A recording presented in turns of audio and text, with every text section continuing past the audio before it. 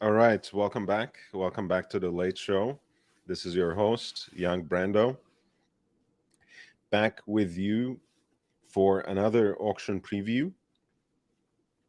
I am going to be discussing the Phillips Geneva auction that's coming up on May 13th and 14th.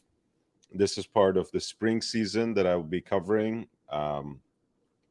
I focused on In Eichen's independent brands auction that is taking place on May 11 in Geneva. So you can roll the tape back on that if you would like. I've been covering this auction over the last 2 days.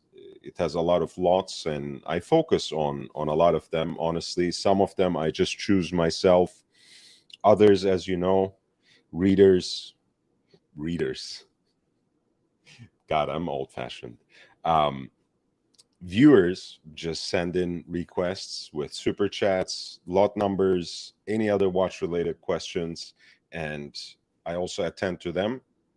So we take it easy. As always, the link is there. So if you want to join in, if you want to be part of the panel, whether to ask a question or discuss any of these watches as they come up with me, you would be more than welcome always.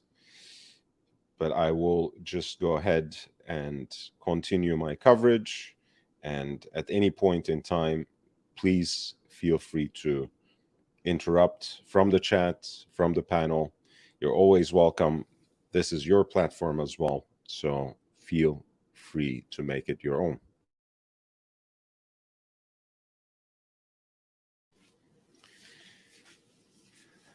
All right, I skipped ahead a little bit yesterday night because I wanted to end on a high note, but I think I will roll back the tape a little bit and go on to lot 119. We have talked quite a little bit about Patek Philippe Calatrava's last night, and this auction by Phillips certainly features a lot of fantastic examples of historically significant and aesthetically stunning Patek Philippe dress watches, which usually are subsumed under this generic category of Calatrava. 2526 was a reference number that we focused on, and it has a very wide ranging significance for Patek Philippe watches. Uh, First of all, because it is the first self winding Calatrava that Patek introduced into their lineup in serial production. It also happens to be the first Patek Philippe watch in serial production with an automatic movement, so quite groundbreaking just from that perspective.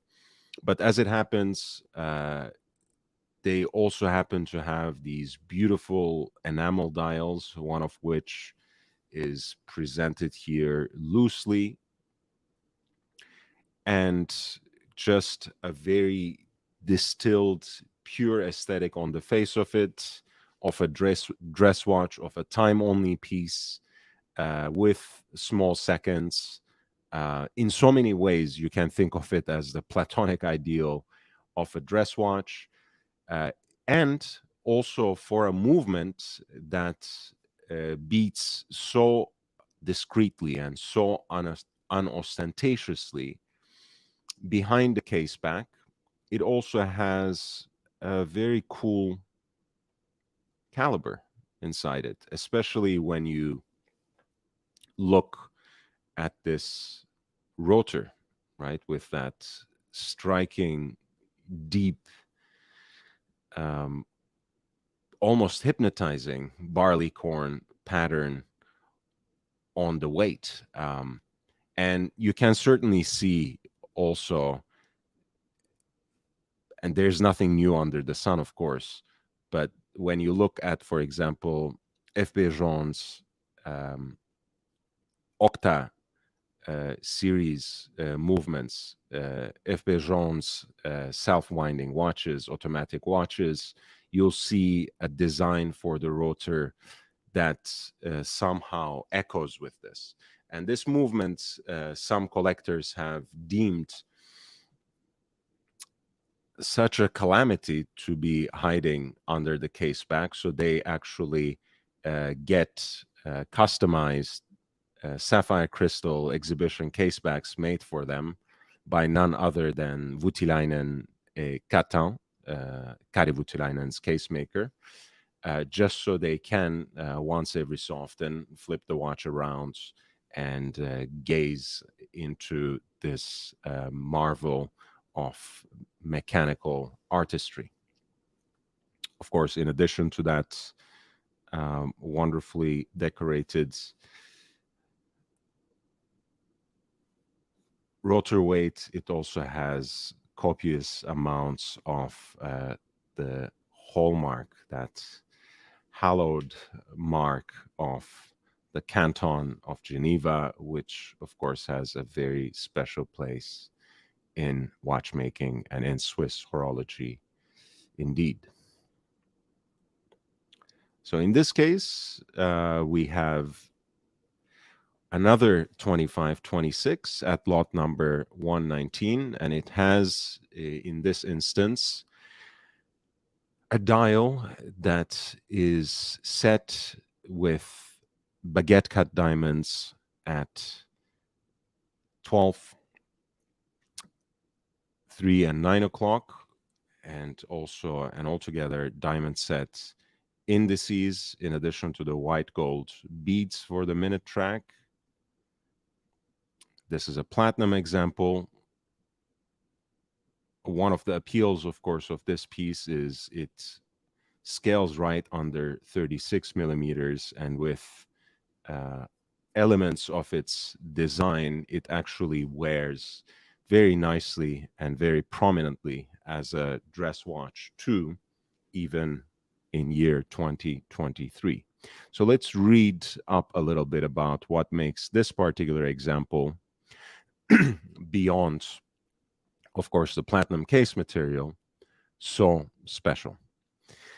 Originally introduced to the market in 1953, the Patek Philippe reference 2526 was the brand's very first automatic watch and set the standard for timeless, elegant case design. Offered in yellow, pink, and white gold, as well as platinum, like the present example, the 35.5 diameter Baumgartner fabricated case was oversized for the era, but due to its thicker proportions, my apologies, I just had to clear my throat there. Due to its thicker proportions, it perfectly suits contemporary tastes as well. Inside the timepiece beats thanks to Patek Philippe's very first self-winding movement, caliber 12-600 AT, still considered to this day one of the best automatic movements ever created. The history of the movement is as intricate as its beauty. Patek Philippe, just like other manufacturers, was not able to produce an automatic movement with 360-degree rotor until Rolex patent expired. And again, this probably should remind you how important to not only Rolex's history, but their entire identity, that whole moniker, Oyster Perpetual, is, right? For them, their early success in building cases that were waterproof, weatherproof, dustproof, and accommodating them with self-winding movements was integral to their early success, and really gave them this legitimacy where they stand well above anyone else in terms of brand recognizability, in terms of their revenue, in terms of the number of watches they sell, so on and so forth. So Oyster for that airtight waterproof case, perpetual for the self-winding movement. That is how they got ahead of the competition early on. And most brands had to wait until mid-century to catch up with them.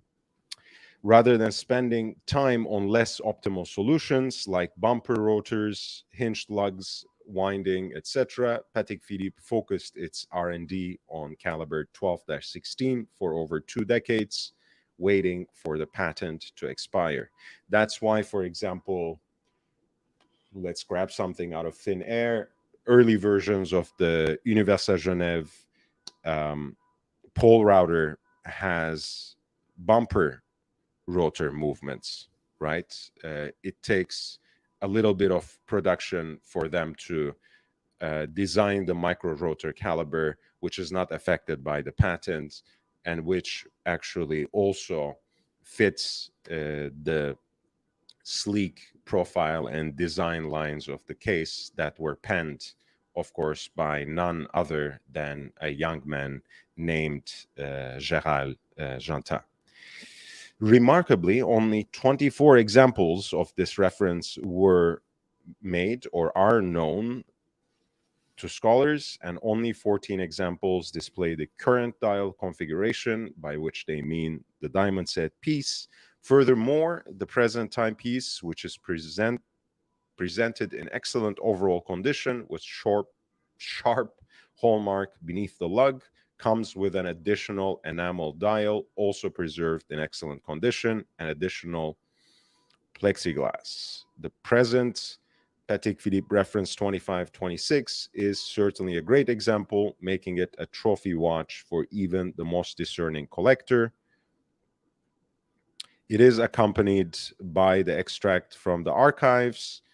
I am kind of irked by the fact that there's no reference to it in the lot essay, because one of the wonderful things that such reliable extracts from archival extracts do is to confirm the dial that a watch is born with.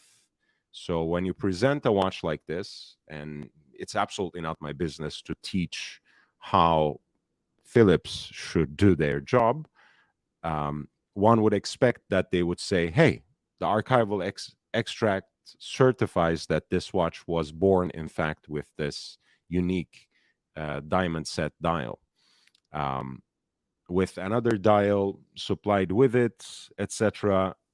I don't know what to expect, but of course, they're there for you. There are just at least 2 different numbers and email addresses here, which you can call and write to finally settle that question, right? What does the archival extract actually say? But at any rate, this is lot number 119, which is the first Patek Philippe self-winding Calatrava reference 2526 in platinum with a diamond set dial and an enamel dial as well in ivory, which was one of the distinctive visual aspects of the watch to begin with. This piece has an estimated value of 164,000 to 328,000 US dollars.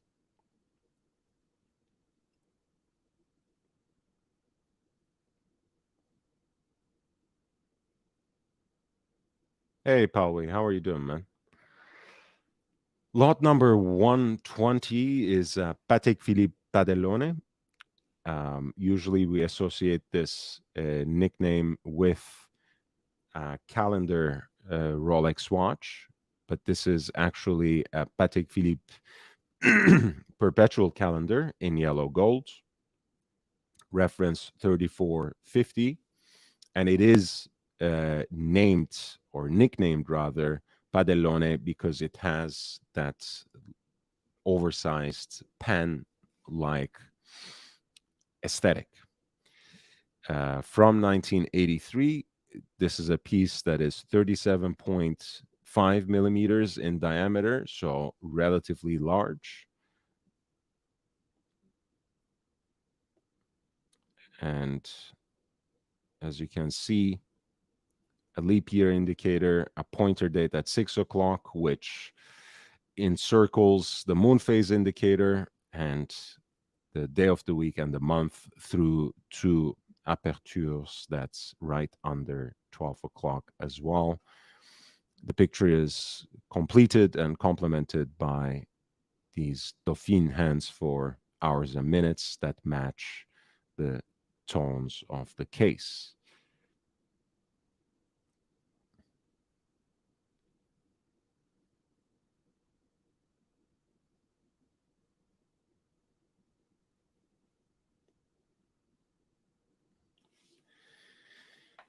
To date, scholars estimate that Patek Philippe produced only 237 examples of this watch in total, making it one of the rarest Patek Philippe perpetual calendar models ever produced in series. Apparently, it was only made between 1981 and 1985. And this particular example seems to have been quite well preserved with the hallmarks intact. Here's a glimpse onto the movement with the case back lifted.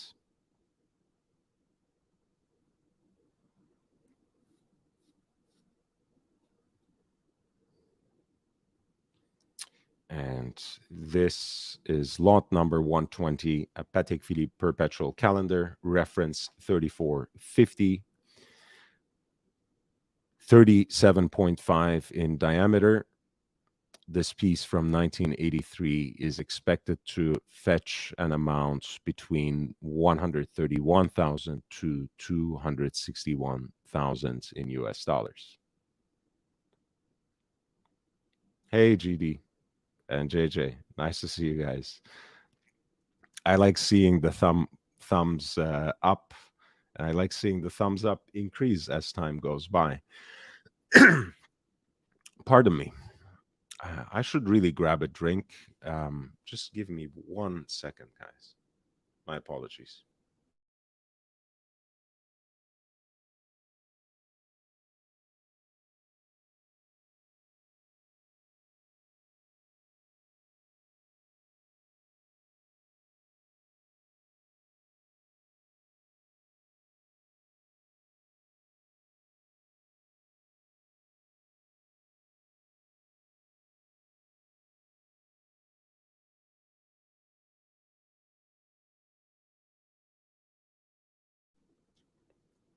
Okay, I'm back. Thank you so much. And it is lovely to see my Lebanese friend, Phoenician Cedar. This is a relatively recent phenomenon, guys. Lot number 121. More and more, we start seeing some of these smaller independent brands making their presence felt in the auction scene. We have seen some interesting Habring 2 watches, the Austrian watchmaker that has been established by Richard Habring, who has earned his chops, of course, at IWC, particularly in fashioning the module that created a very reliable and reproducible split-second chronograph out of a Valjoux base, his independent brand that he established with his wife, Maria. We have seen Jochen Benzinger's watches. We have seen Joshua Shapiro's pieces. We see increasingly more and more Ming watches, more pieces from Chrono Tokyo, and more recently, we started seeing a lot of Sartori Billard pieces, and this is a brand that has its design origins in France, is only making watches uh, that are native bespoke, so to speak, that are always made uh, to the customer specifications, even though they have established product lines. Um, a piece with a hand wound movement and small seconds, a piece with an automatic movement and centrally deployed sweep seconds, a piece more recently that represents Sartori Biard's entry into that integrated bracelet sports watch segment. You can choose a lot of different kinds of material for the case. You can choose different kinds of material for the dials. They do incredible things in titanium, as is the case with this present example. They also use stunning slices of semi-precious stones and other kinds of um, material and metal that are polished, brushed, hand guilloched, and decorated in mind-boggling ways. It's a great brand.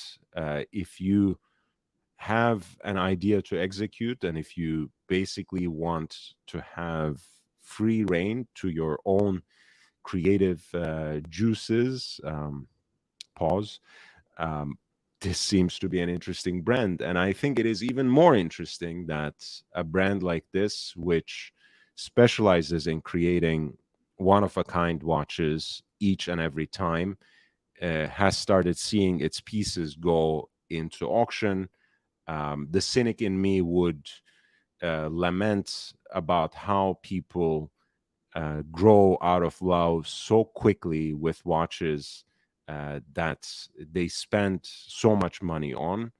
Uh, the optimist in me wishes to think, wow, there's so much interest and passion in horology and in different approaches and in unique pieces.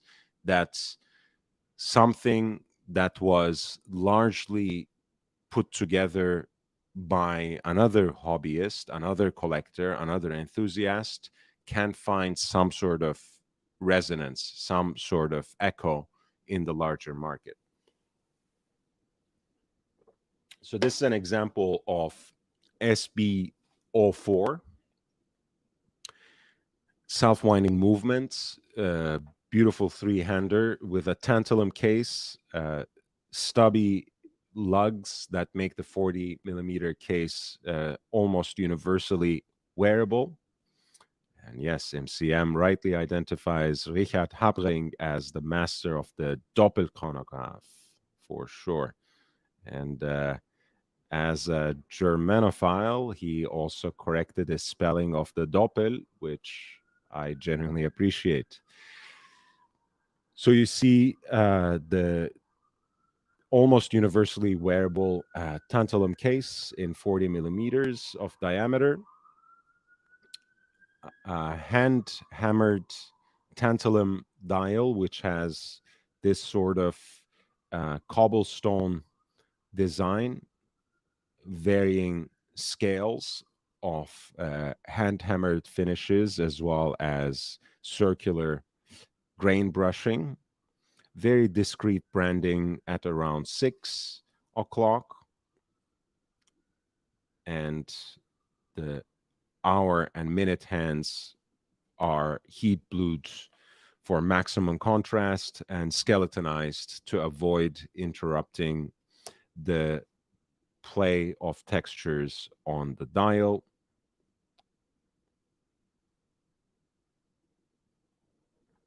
The watch, of course, comes with its box and warranty papers with the name of the original owner scrubbed. A watch that was purchased only in January of 2021. It is now waiting for its lucky new owner at lots number 121.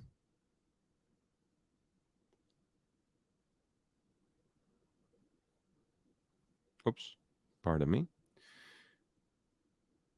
This Sartre Billard SB03 in a tantalum case and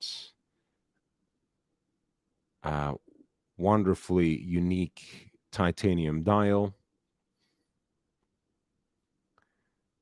has an estimated value of 5,500 to 10,900 in US dollars.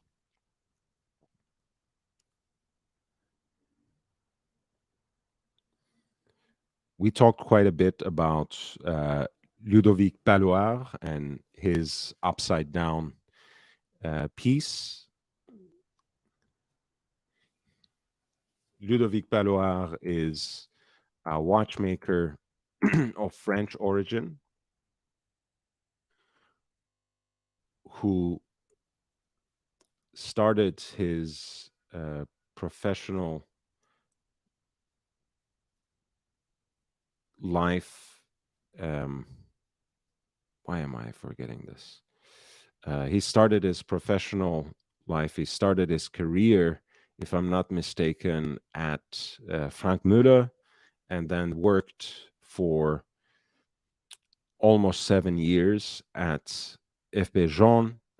And in 2009, he set off on his own path to create his own dream of an independent brand. And his first entry into the segment was the upside down watch, which is his unique take on the jump hour complication. You basically have a single centrally deployed minute hand, here also small seconds on a subdial right above 6. Every single number on the dial, and these are Breguet numbers, stands upside down, except when it is their turn, by which time they flick over. And they are also marked and distinguished by a dot next to them. This is a platinum example in a 41 millimeter case that comes with its certificate of origin and pouch. You get a good glimpse into the caliber from the case back as well.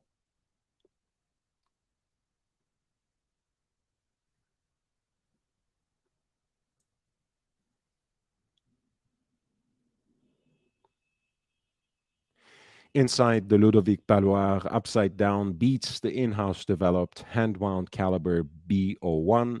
The movement plate carries 12 finely finished discs attached by tiny pinions. It is as fascinating to watch the time change on the dial as it is from the movement side.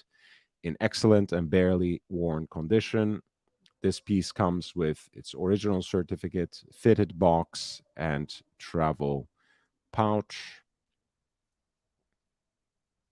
A very cool piece, a very unique approach to the jump hour complication, to in fact, representation of time. This is lot number 122 by Ludovic Paloire, an upside down in platinum with a 41 millimeter case.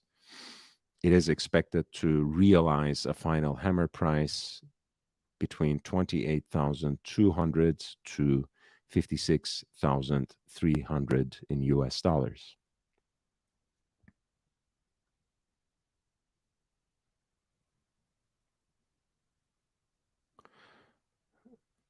We have at lot number 123 one of Kari Voutilainen's dream watches, a perpetual calendar by Urban Jørgensen.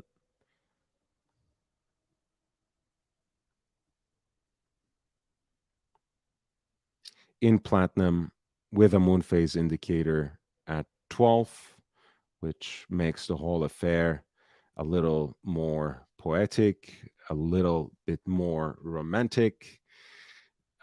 You have, of course, a panoply of hand guilloche patterns on the dial, the observatory hand for the hour is a distinctive aspect of the Urban Jürgensen aesthetic that Skari Voutilainen also carried over to his independent brand.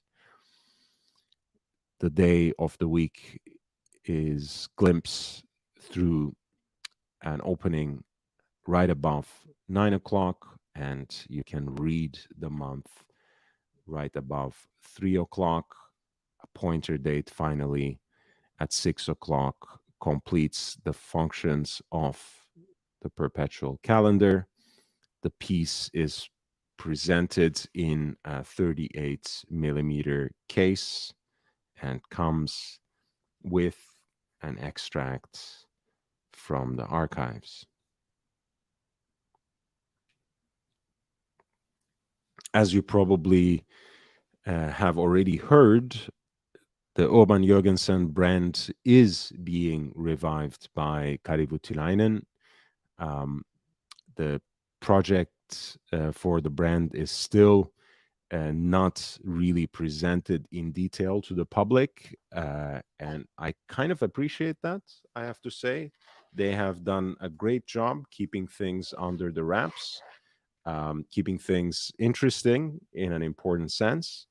So I'm really looking forward to hearing about what they will announce. But in the meantime, probably a lot of the big time collectors are looking for opportunities to pick up some of the pieces from the bygone era of Urban Jürgensen, where you had such important people as Derek Pratt, as Jean-François Majon, and as Kari Voutilainen behind the wheel, so to speak.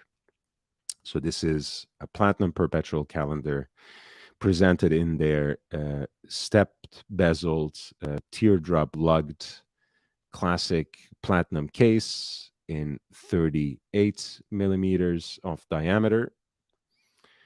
The piece has an estimated value of 27,400 to 54,700 in US dollars.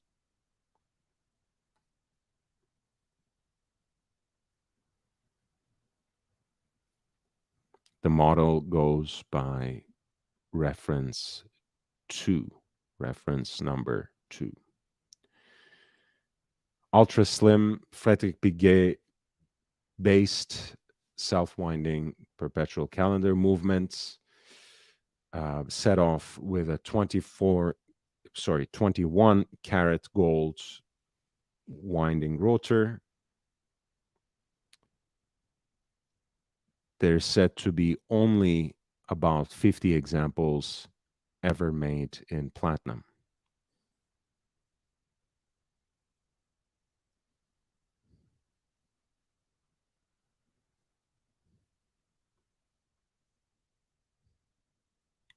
The case has a little bit of patina, as you can see, around 6 o'clock, which doesn't take away, or doesn't seem to take away at least, from the aesthetic appeal of the watch at large.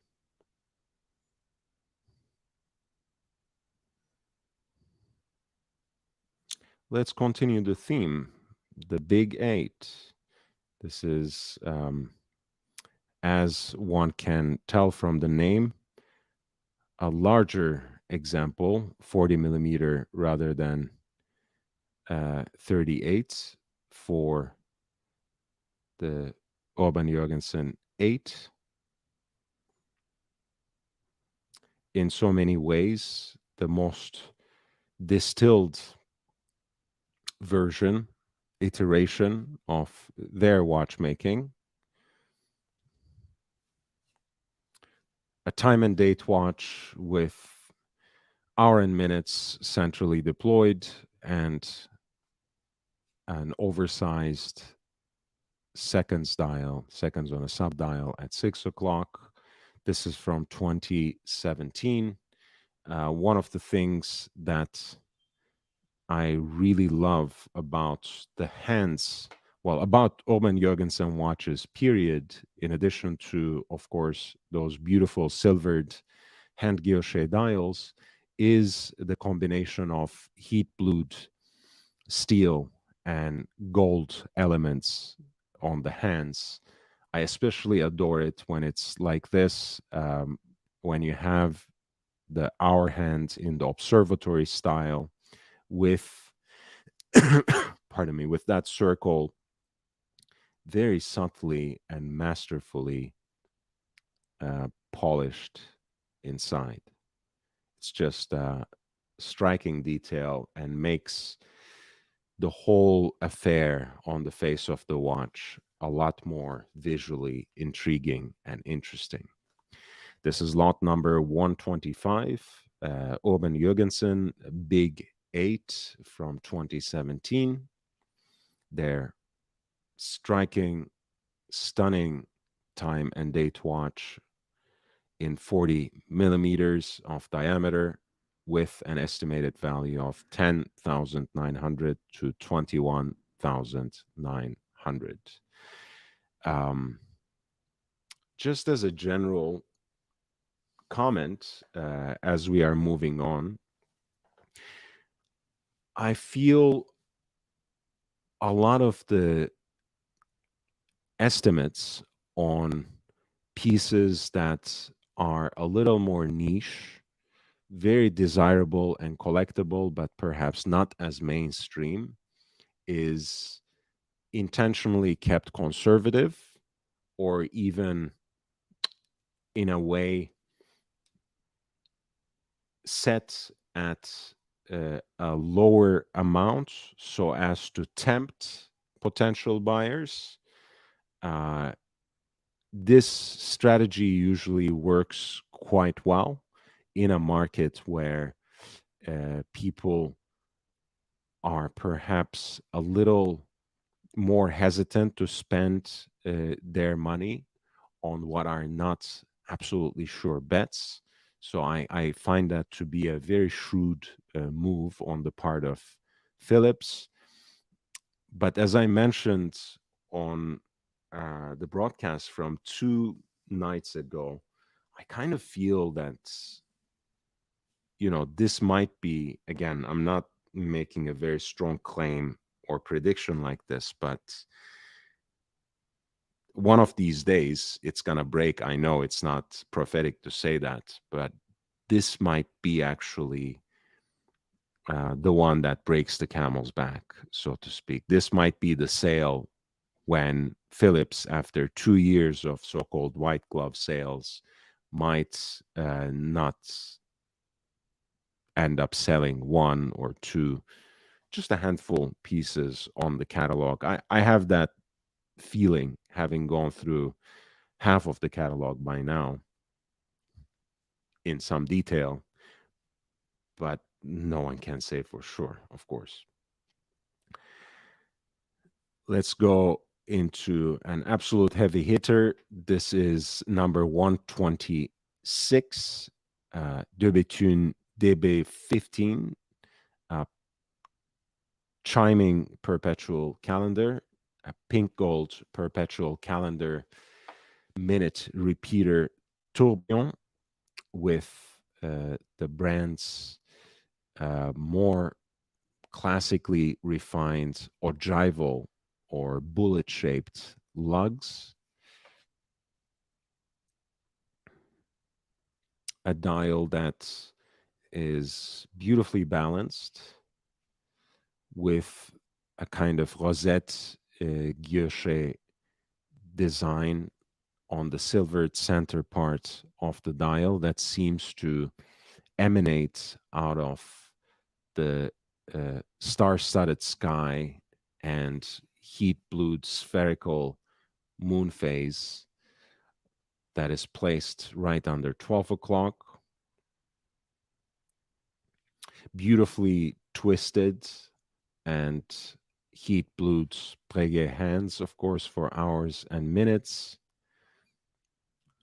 and the pointer date at 6 o'clock, and the two openings at 3 and 9 o'clock, respectively, allow you to read the month and the day of the week.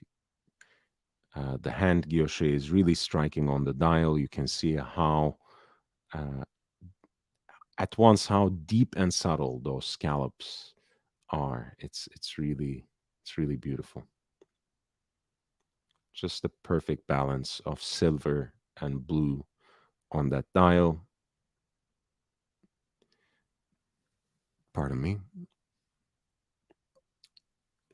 The piece comes with its certificate of authenticity and presentation box. The whole affair is relatively discreet, so you can only take a look at the tourbillon through the case back.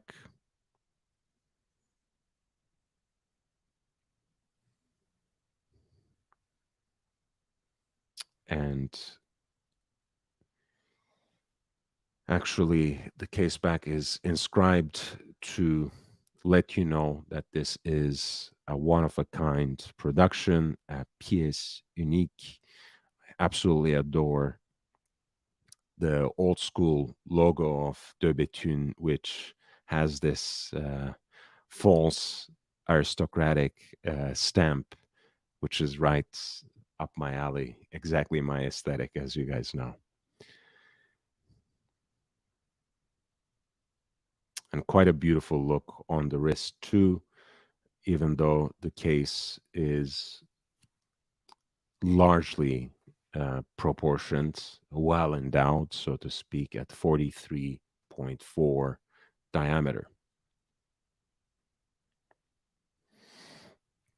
Since this is such a unique piece, I want to read some of the specific details of this.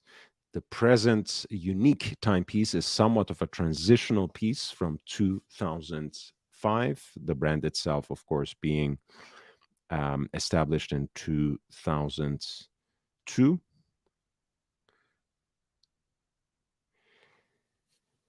A model that enabled Denis Flageolet to define the aesthetics of the future DB17 with the typical bullet and the brand's typical bullet lugs, they want to say, and the brand's signature spherical moon phase. The movement based on a Christophe Claret ébauche, but with a De Bethune balance, remains more traditional, even though a breathtaking perpetual calendar, minute repeating tourbillon movement, exquisitely finished, is far from being traditional.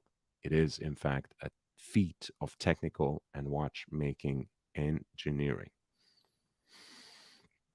Denis Flageolet, the brand's co-founder and master watchmaker, spent decades restoring pieces made by the great masters of 18th and 19th century, and the movement of the present pièce unique is a reflection of his abyssal knowledge and love of historical watchmaking. The calendar functions are perfectly clear and legible. The minute repeater slide is discreetly placed on the flank, and the tourbillon is hidden from the view in the back. This is not only a superb timepiece, but its desirability is further enhanced by the fact that it is one of a kind as engraved on the case back. Only another example exists with the same combination of complications, but it is encased in white gold. It really does look beautiful. And again, for me, a lot of the specifications of De Bethune watches can strike you as fairly large and sometimes impossibly large. But the cases are so nicely and thoughtfully designed, especially on those models with the floating lugs, of which this design is admittedly not one. You would be rather surprised at how well they fit, even though they are seemingly gigantic cases on paper, 44 millimeters, etc. So go ahead and try some. Go into the shorts of the channel where I have uh, had the chance to examine and do wrist rolls with a lot of different De Bethune watches in the Watchbox retrospective that passed through Los Angeles in about a month ago. And they are really beautiful, and I think it's justifiable when you have certain kinds of complications on a watch like this to have a bigger dial, to have a bigger face to the watch, so you can have a more legible presentation of all the information contained on the dial.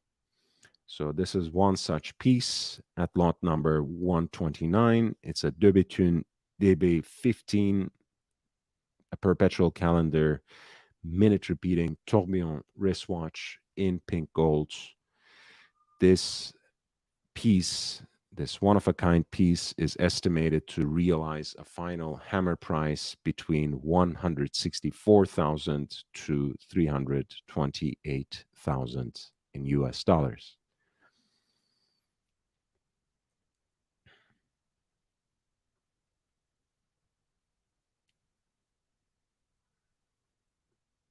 At 128, we have a piece that has an estimate on request. No estimate can be given due to the uniqueness of the timepiece. This is a one-of-a-kind version of the new Biver watch that Jean-Claude Biver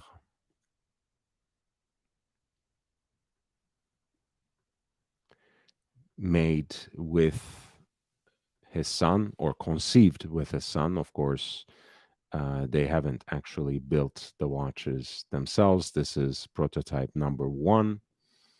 Let's read about it, and let's read what sets apart this titanium example of the Carillon minute repeating tourbillon wristwatch with an obsidian dial from the pieces that they are actually selling. Phillips says, we are delighted and honored to bring to the market the only prototype of the Biver minute repeater tourbillon. The brand was officially launched during the Watches and Wonders 2023 in Geneva, and it is the brainchild of industry veteran Jean-Claude Biver and his son Pierre. The father needs little introduction, an industry titan who helmed some of the great Swiss brands such as Audemars Piguet, Omega, Blancpain, Hublot. Biver changed the industry with his innovative approach and out-of-the-box thinking. The son is a 22-year-old passionate watch collector. The creative and cerebral ping pong between the two resulted in this incredible minute repeating tourbillon that is a tribute to traditional watchmaking. It is, however, created in a manner that firmly has both its feet in today's times. The father and son team worked with some of the industry's greatest names to create the present timepiece, whether it be in movement construction, finishing, dials, case, etc. The result is nothing short of spectacular, a 42mm watch, which is a gem of horological design and technical prowess that is both visually innovative and comfortably reassuring. Cased in titanium, the watch features the king of complications, a minute repeater, but not any kind of repeater, a carillon, one that has 3 hammers, meaning quarter hours are chimed via 3 hours, hitting 3 gongs on 3 different notes. The movement is painstakingly hand finished. Even the smallest parts, including those that cannot be seen, have been decorated by hand according to the highest standards of artistry. They have been polished, satin finished, grained, and flame blued. The dial is made of silvered obsidian, a heartstone dial to confirm dynamism, optimism, and it is very stimulating indeed.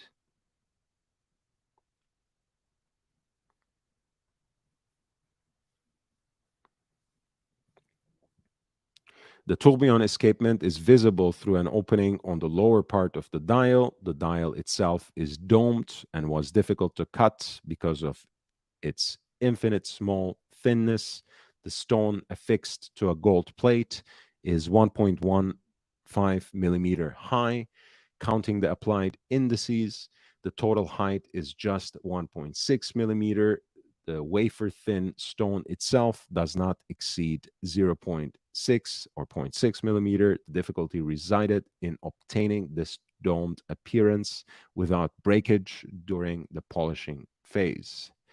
The present prototype is Jean-Claude Biver's personal watch and is not only the very first delivered to bear the Biver brand on the dial, but it is also one of a kind. Jean-Claude Biver wanted the watch to go to a true collector who could appreciate the watch, not wanting to be the one to choose the lucky owner. He decided to honor Phillips with the auctioning of this magnificent creation. The watch will also be unique in its configuration, as it will be the only Biver watch in titanium with a silver obsidian dial. Never again will this configuration be used for anyone else other than the owner of this piece. He or she has the option of commissioning his or her next Biver pieces in titanium and obsidian. As such, these watches will remain unique. Well, what if that person ends up selling those watches on your next auction, which inevitably always happens, right? This is lot number 128, a piece that does not even have an estimate due to its uniqueness, due to its very recent creation by a giant of the industry, a watch in titanium with a matching 5-row titanium bracelet, a silver obsidian dial, a carillon minute repeater combined with a tourbillon. This was the Biver watch that was released in Watches and Wonders, and it remains the first one to be delivered at lot number 128 for the upcoming Phillips auction in Geneva on May 13th and 14th.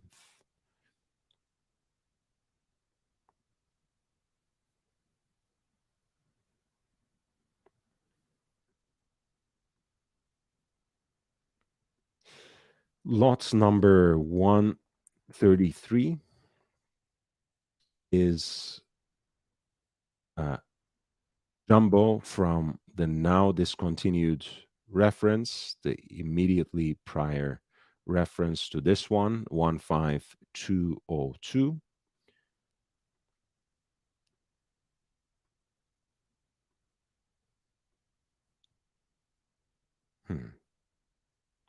That's strange.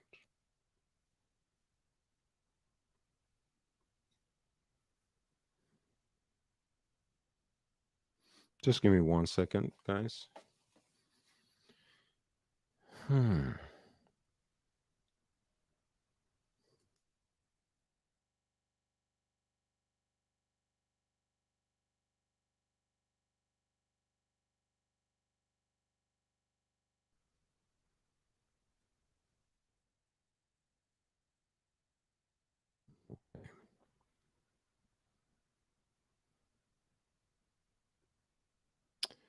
All right. So we're talking about this example of the Audemars Piguet Jumbo, property of one Octavio Garcia. Let's talk about it.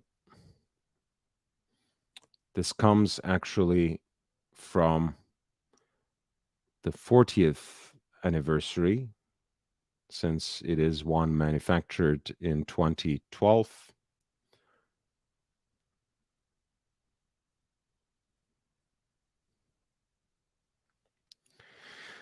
On the occasion of the 40th anniversary of the collection, the reference 15205 would be revamped in 2012 it was under the leadership of Octavio Garcia, the artistic director of Audemars Piguet between 2002 and 2015, that the entire collection was rethought and redesigned with a fineness and elegance to celebrate this milestone anniversary. Paying tribute to the work of his predecessor, the visionary watchmaker and designer Gérard Jantin, Garcia recalled the original tapestry dial design in an updated appeal by reinstating the AP logo at 6 o'clock. He also provided it with a new rotor that would be used for the entire Royal Oak line for years to come. Unlike the previous examples from 2000 to 2011, where the rotor was rendered in fine lace-like gold Gothic writing AP, Garcia took a completely different direction and made it sturdier and more angular. He brought closer the A and P letters to the center of the rotor, similar to the logo at 6 o'clock, and added bridges to each side, leaving large apertures to finalize its semicircular shape. As you can see right here. And you can see how the indentations on the skeletonized rotor harken back to elements of the octagonal shape, and the periphery of the weight, of course, recalls the tapestry design of the dial, the petite tapisserie.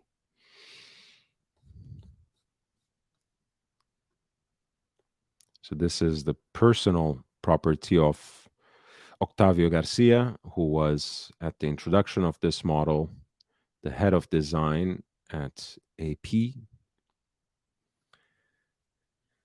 offered to the market for the first time right after the 50th anniversary of the design. In a way, 15202 is still very much sought after and is a beloved reference among collectors of Audemars Piguet and the Royal Oak. This particular example has an estimated value of 43,400 to 68,800 in US dollars.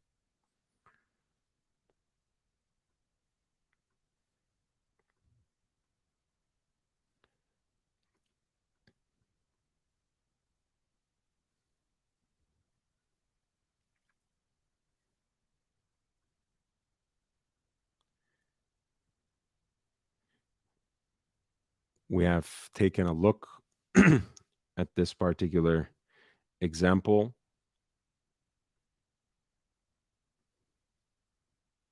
Oh no, this is another one. Oh, that's great. So, in fact, just like the Saatchi Grand Exhibition piece that we have looked at yesterday night, right, which had that relatively odd but strangely exhilarating unsealing of this particular watch in video form, that's lot number 95. We have now a similar unboxing of lot number 133, which is a Patek Philippe reference 5070P, which is a very rare platinum perpetual calendar chiming watch. Let's take a quick look.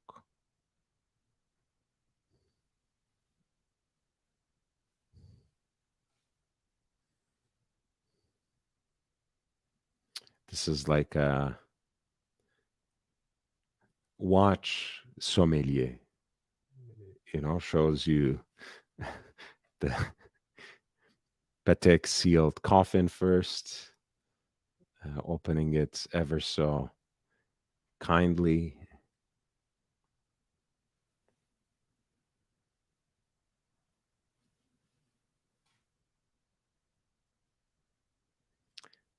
The description in the essay basically says or argues that it was necessary to unseal them for shipping, which I don't exactly understand, to be absolutely fair. But I appreciate the fact that these wristwatches are brought to life, brought into the real world, um, as they are there to be worn. So he's going to cut it now and reveal.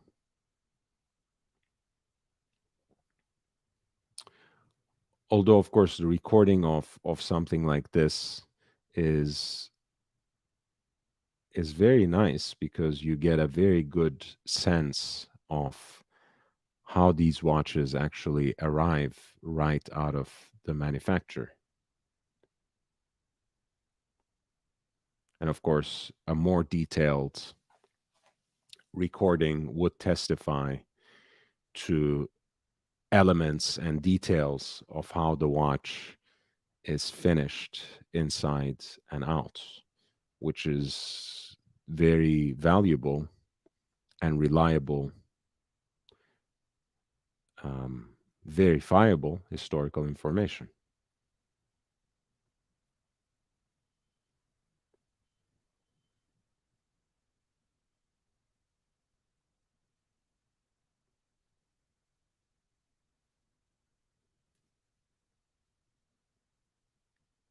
I wonder if they're going to chime it, but I doubt it at this point.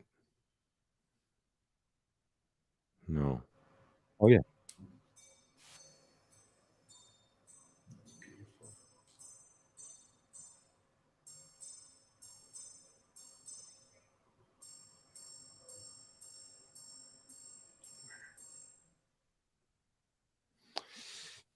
That was truly fantastic. There is something cathedral like to Patek's chiming watches. It sounds like church bells to me.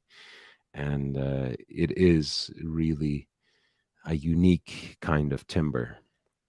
All right, so this is lot number 137, Patek Philippe chiming perpetual calendar watch in platinum with a wonderfully deep black dial for maximum contrast, nicely sized Arabic numerals as well, and the feuille hands complete a very classical aesthetic with those drooping lugs as well.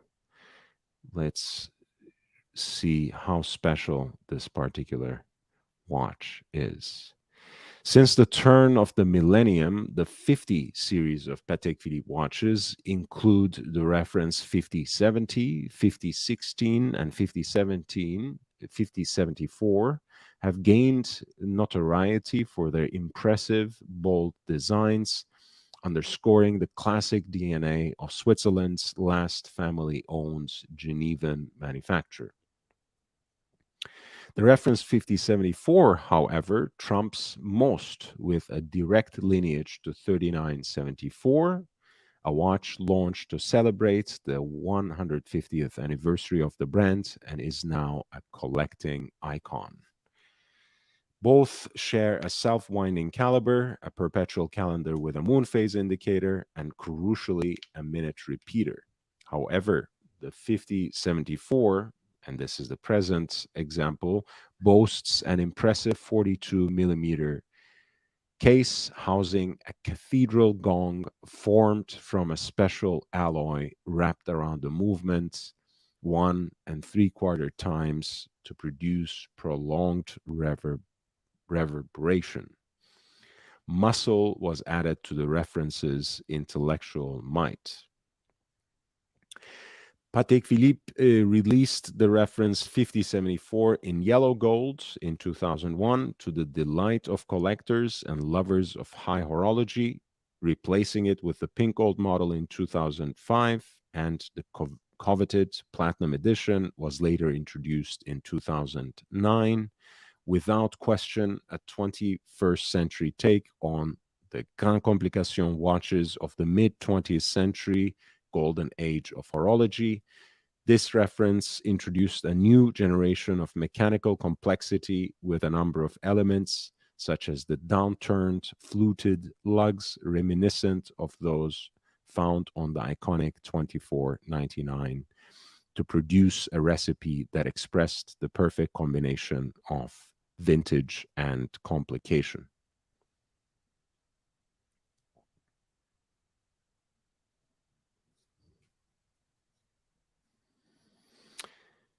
Fresh to the auction market and consigned from the original owner, the present watch was brand new, complete with a full suit of accessories and double seat.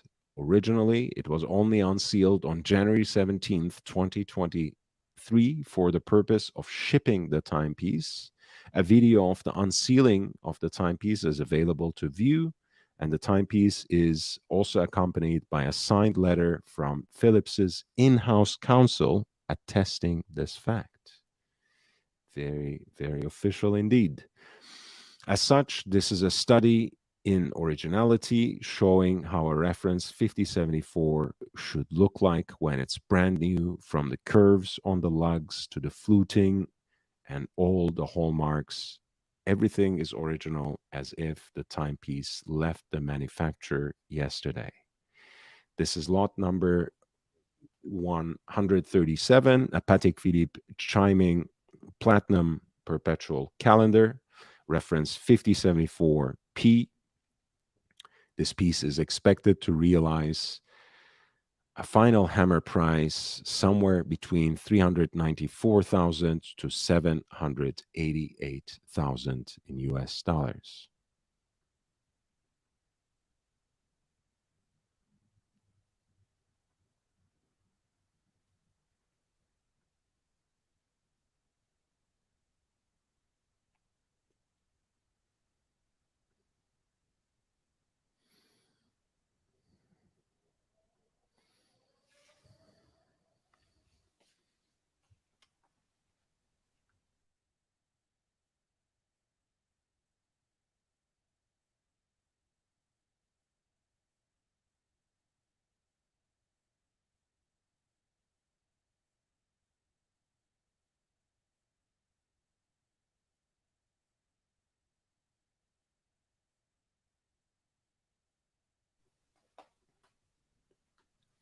I'm back. I had to grab very quickly a drink of water. I'm presenting to you this 18049, an old school late 70s Rolex day dates in white gold on a matching president bracelets, a diamond set bezel, and a gem set, again, diamond set, Stella dial in burgundy, a lacquered dial in a distinctive burgundy color.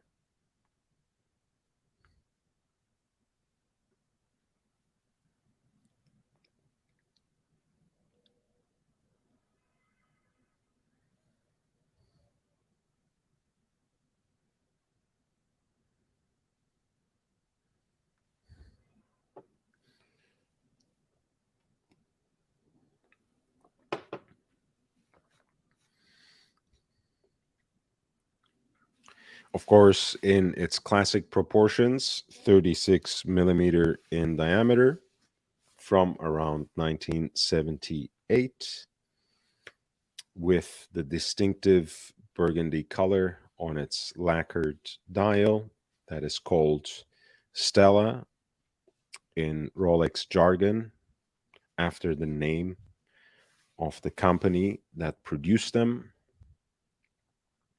Diamond set on the dial and on the bezel out of the factory in white gold, and with an estimated value of $53,800 to $108,000 for lot number 138, a Rolex day-date reference 18049.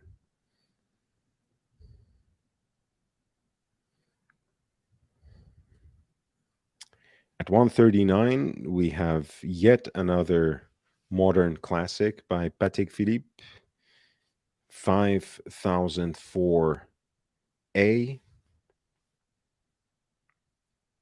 This is a split sec split second chronograph perpetual calendar in stainless steel, which is exceedingly rare. Let's take a look.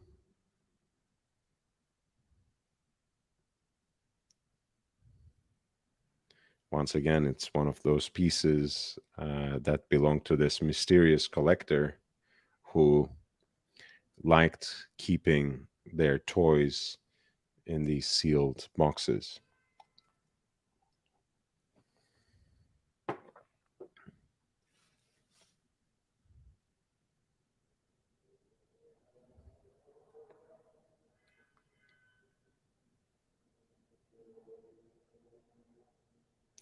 This is very special to see a modern Patek Philippe like that, especially this particular model in stainless steel, with all the fixins, so to speak, with even the additional case back, not to mention the déployant clasp.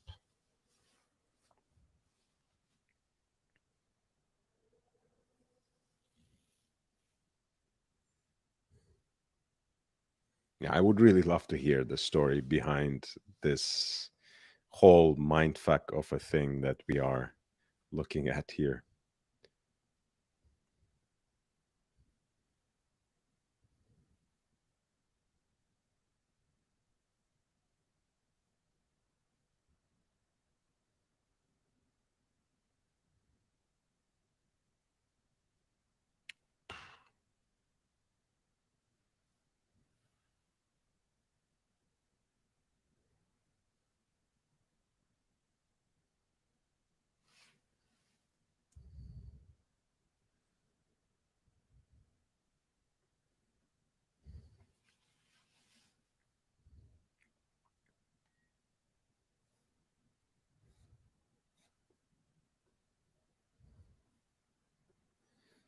I really love even the font of the numerals on this style. It's a great piece.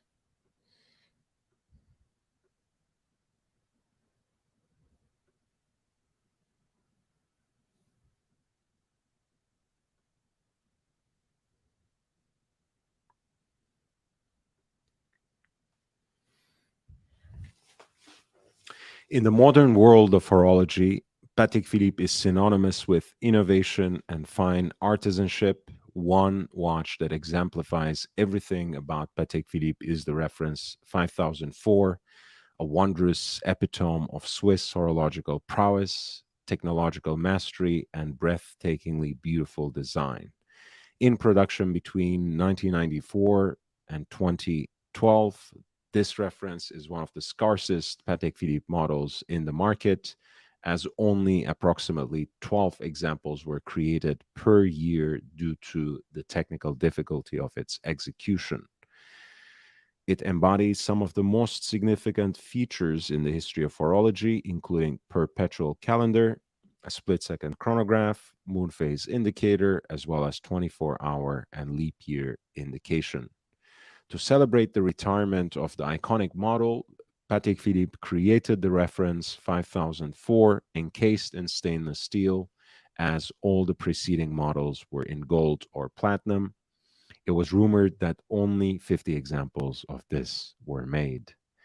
Wristwatches with perpetual calendar chronograph movements encased in stainless steel are some of the rarest timepieces in the world of watch collecting. Cased in stainless steel, the present reference 5004 is not only a rare work of art to be worn on the wrist, but also a highly complex timekeeping device. Adding an element of exclusivity, This reference in stainless steel was only sold at the Geneva Salon, providing personalization, customization for the brand's most loyal clients.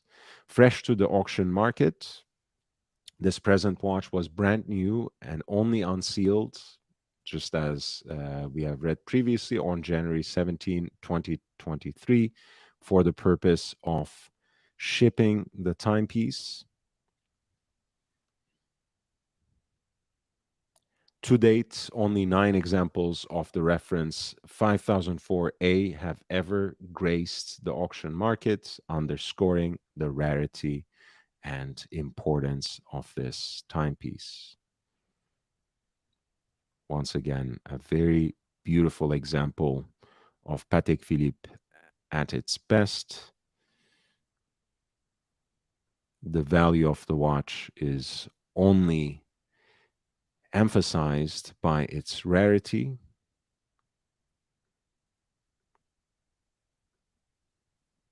One of less than 10 to have come up for auction, one of the only 50 to have been ever made.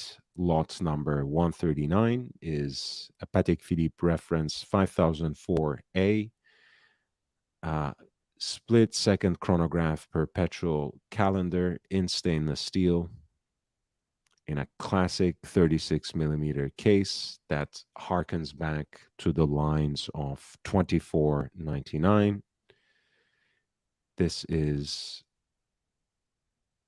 5004 in stainless steel with an estimated value of 450,000 to 901,000 in US dollars.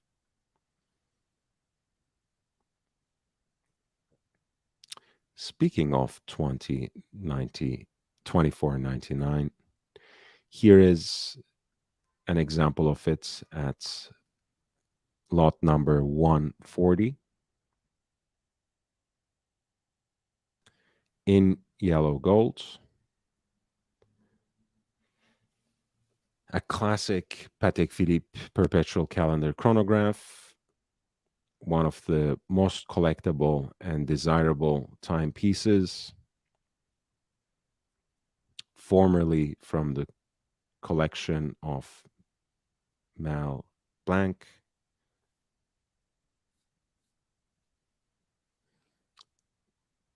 Here is the beautiful Lemania CH27 based movement from the back in the 37.5 millimeter case from 1965.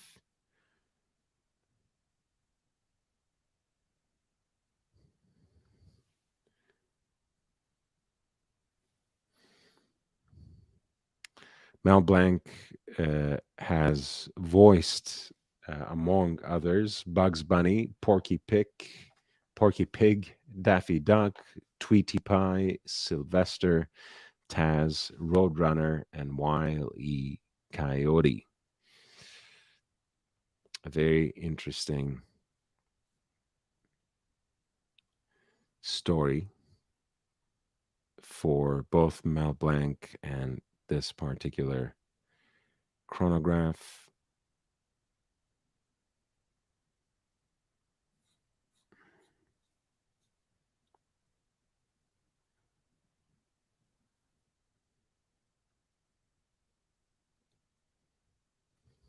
This is lot number 140.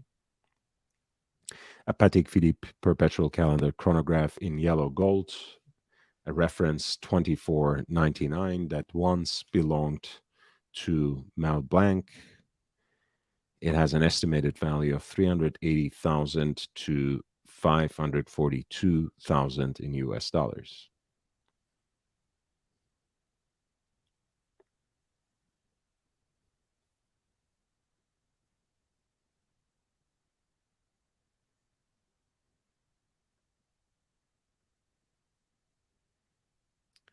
Next up, we have at lot number 144, a very special example of the Zenith Daytona Rolex Cosmograph Daytona reference 16520 with a black dial and copious amounts of writing on the dial.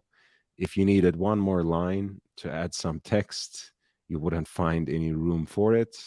It's a Rolex Oyster Perpetual Superlative Chronometer, officially certified Cosmograph Daytona, retailed by one Tiffany and Company. And it is thus inscribed and co-signed Tiffany and Co. on the dial, part of the blue box experience with the case back sticker still intact.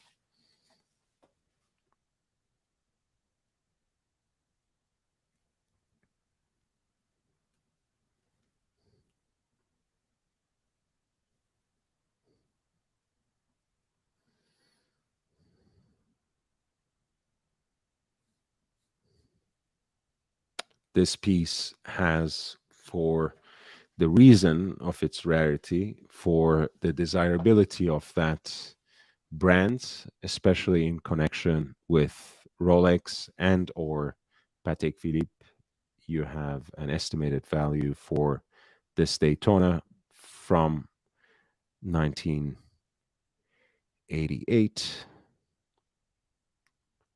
18,600 to 175,000 in US dollars.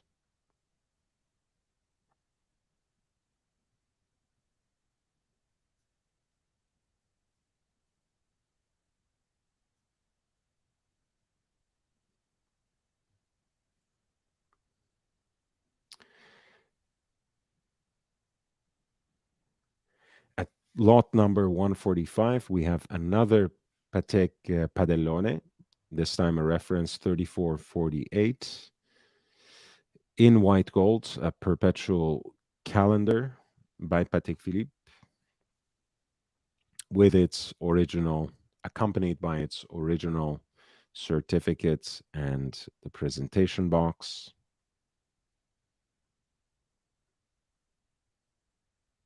A very beautiful and eye-catching dress watch.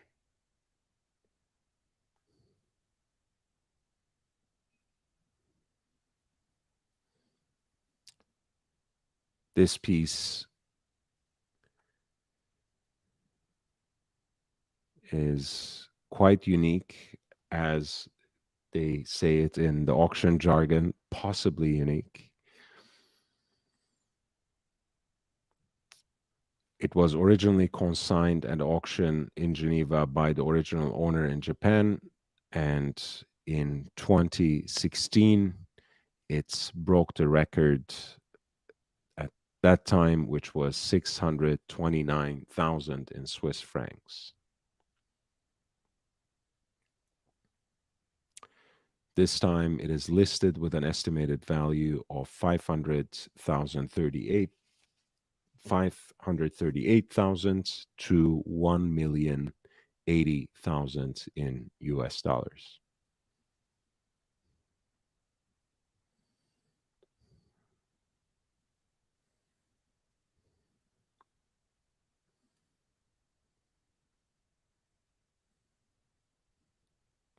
At lot number 147, we have an example of the Reverso tribute to 1931, made in a special run of 26 pieces for London.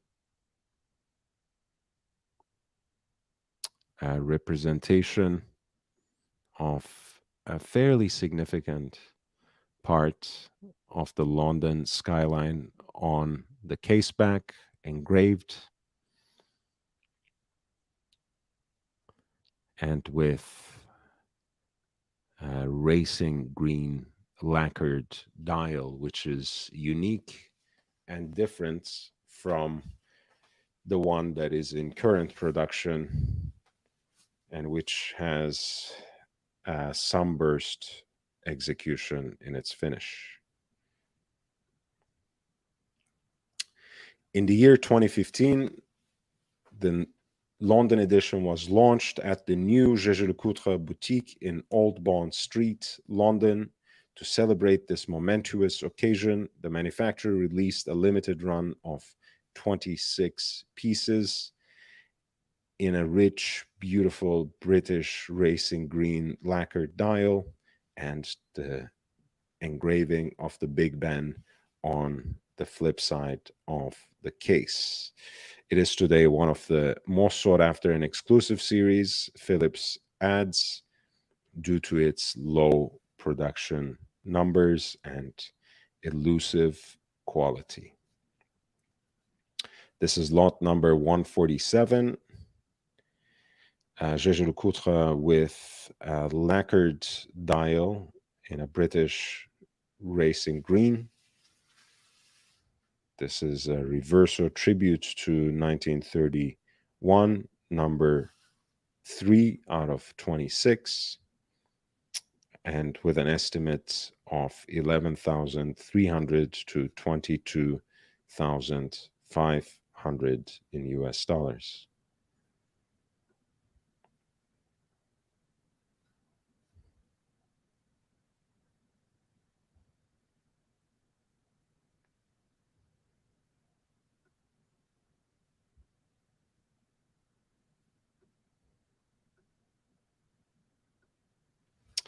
At lot number 153, we have one of the hypest watches to have ever hyped, Patek Philippe Nautilus in its modern iteration, now discontinued, reference 5711A in stainless steel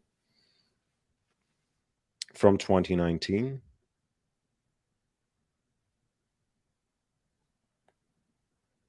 This piece is accompanied by its certificate of origin as well as the presentation box, and it is listed here with a rather conservative estimate of 43,800 to 87,600.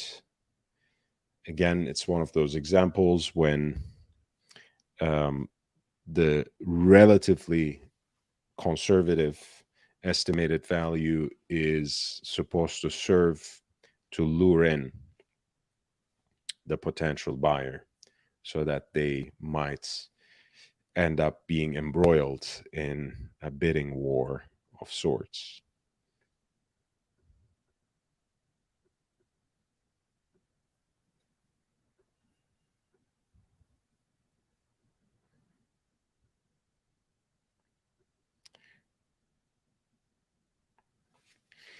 Number 155, this is again another Nautilus in a rather popular combination of utilitarian complications by Patek Philippe, the flyback chronograph on the one hand and the travel time configuration on the other, the travel time complication on the other.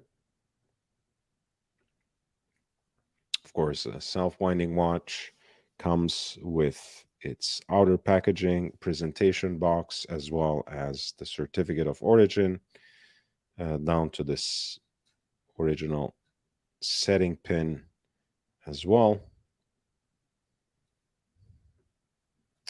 From 2015, this is the reference 5990A/1A, the Patek Philippe Nautilus flyback chronograph with the dual time function on its integrated matching bracelets with an estimated value of 43,800 to 87,600 in US dollars.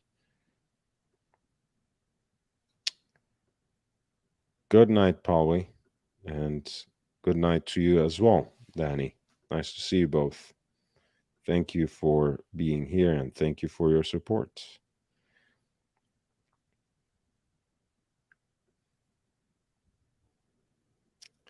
Another important piece here, a Patek Philippe 5204. Another perpetual calendar split seconds chronograph in platinum with a striking black dial for contrast, and the signature moon phase in a kind of upside down configuration at 6 o'clock.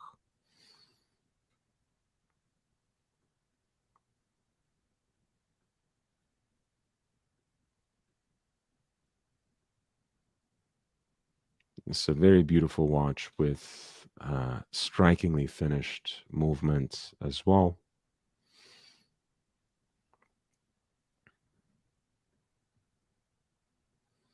Launched in 2012, the reference 5204 replaced the reference 5004, which we were just discussing, being the first perpetual calendar chronograph wristwatch to feature the manufacturer's in-house caliber CHR 29535 PSQ, replacing the previous Lemania base CH27.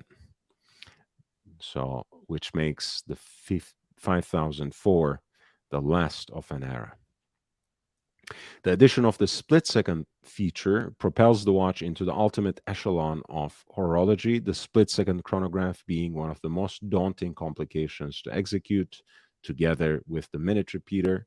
Such mechanical prowess, coupled with the generous proportions of the watch and the quintessentially Patek Philippe design of the piece, made the current reference 5204 an instant classic. This is the 5204 in platinum from 2016, a more modern version of Patek Philippe's split second chronograph perpetual calendar in platinum with a beautiful black dial for contrast. Lot number 156 has an estimated value of 135,000 to 270,000 in US dollars.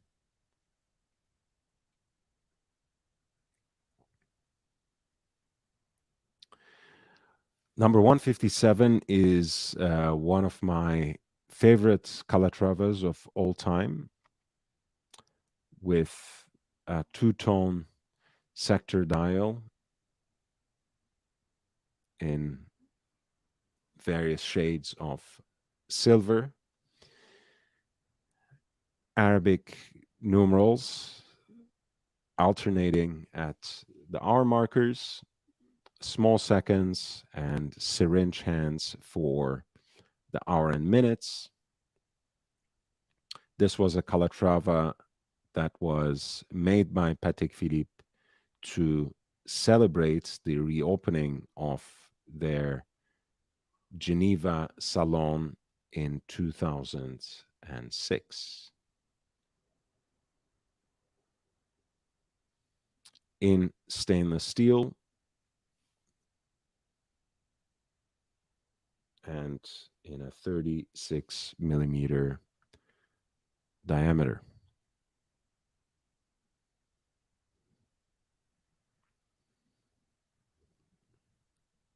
It was only made in a 300-piece limited run, and it was sold exclusively through the salon. It comes as a full package that includes the certificates, attestation, the commemorative medal, product literature, a leather wallet, and presentation box. It is a truly unique and very special watch. It is also a very discreet watch, a watch that would only be recognized by the discerning eye.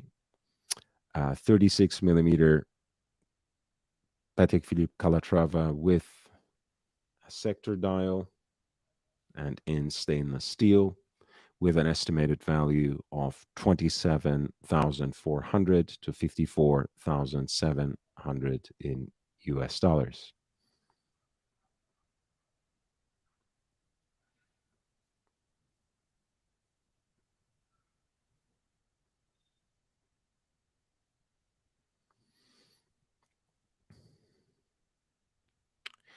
Lot number 158 is one of the most successful and popular advanced research references by Patek Philippe. This is an Aquanaut travel time, namely 5650G, with these cutouts that expose the workings of the pushers that you can use to jump the local time back and forth in 1 hour increments. The piece is rendered, as the reference number testifies, in white gold with a blue dial that is complemented by the tropic strap of the matching color, one of only 500 pieces.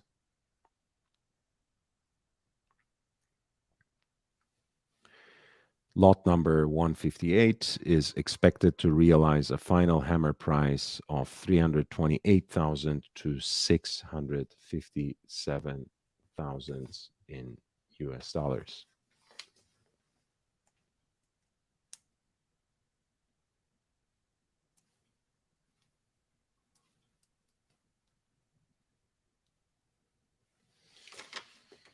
Okay.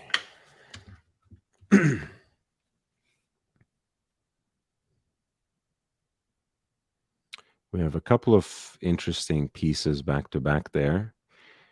Jarajanta retro piece,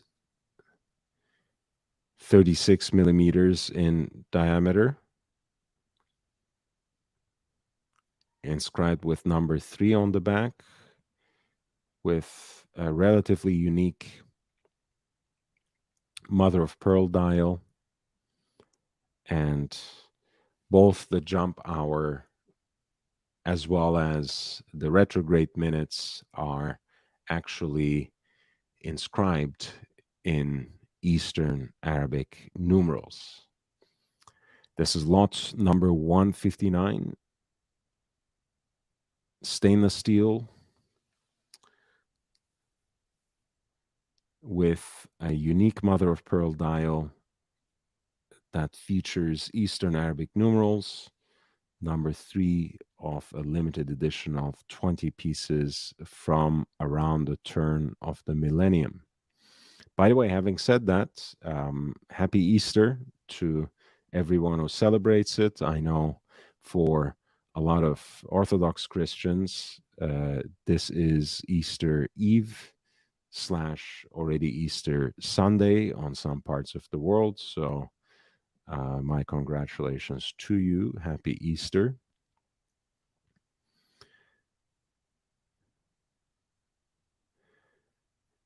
This particular example, again, there's not much information preferred here, but was made in 20 pieces. It is presented with a fitted box and the outer boxes as well, outer packaging. Lots number 159 is going to be offered without reserve, so the bidding will start essentially at 1 franc, but the piece has an estimated value of 5,500 to 10,900 in US dollars.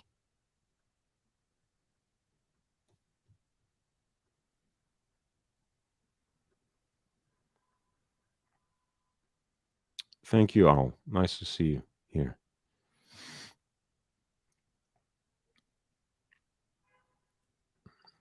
At 160, we have another piece that is presented without reserve, Ming reference 1703, matched on its 5-row bracelet in titanium, a piece that points to a second time zone with a unique additional hand complication.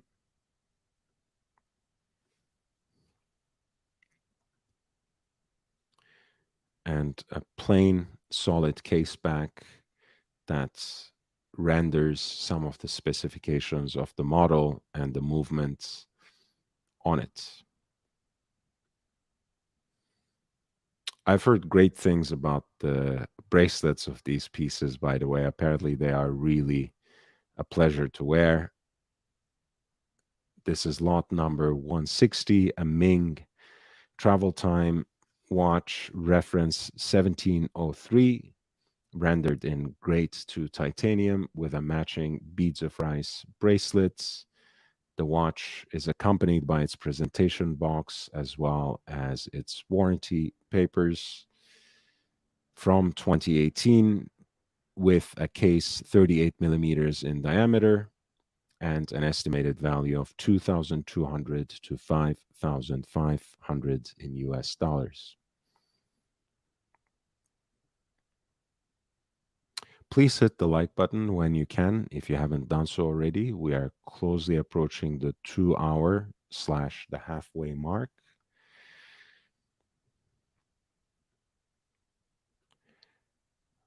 We have in the next lot, number 161, Daniel Roth chronograph,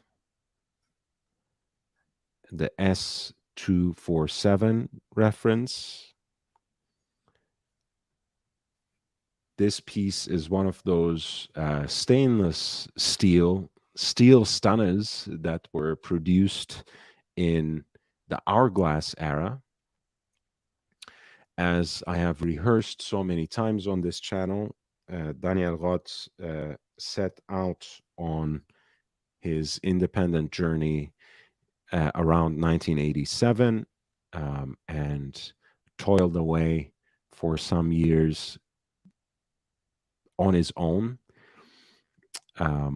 fashioning very beautiful, complicated, and largely handcrafted pieces in his signature Ellipsocurvex case and all the visual elements that he used to revive Breguet as a wristwatch and that he adapted also under his own brand name.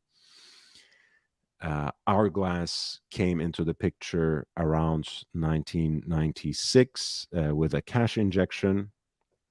They held the brand until 2000 when it was sold to Bulgari. But in that time period, they produced a number of pieces that rendered Daniel Roth's vision in a way that would be more accessible to the mainstream watch collector. A lot of these were made in stainless steel. In the case of the chronographs, instead of the hand-wound pieces that have the classic 2-register layout and use the legendary Lemania CH27 base, they have in fact used the Zenit El Primero caliber 400 base, which you can glimpse onto from the case back here.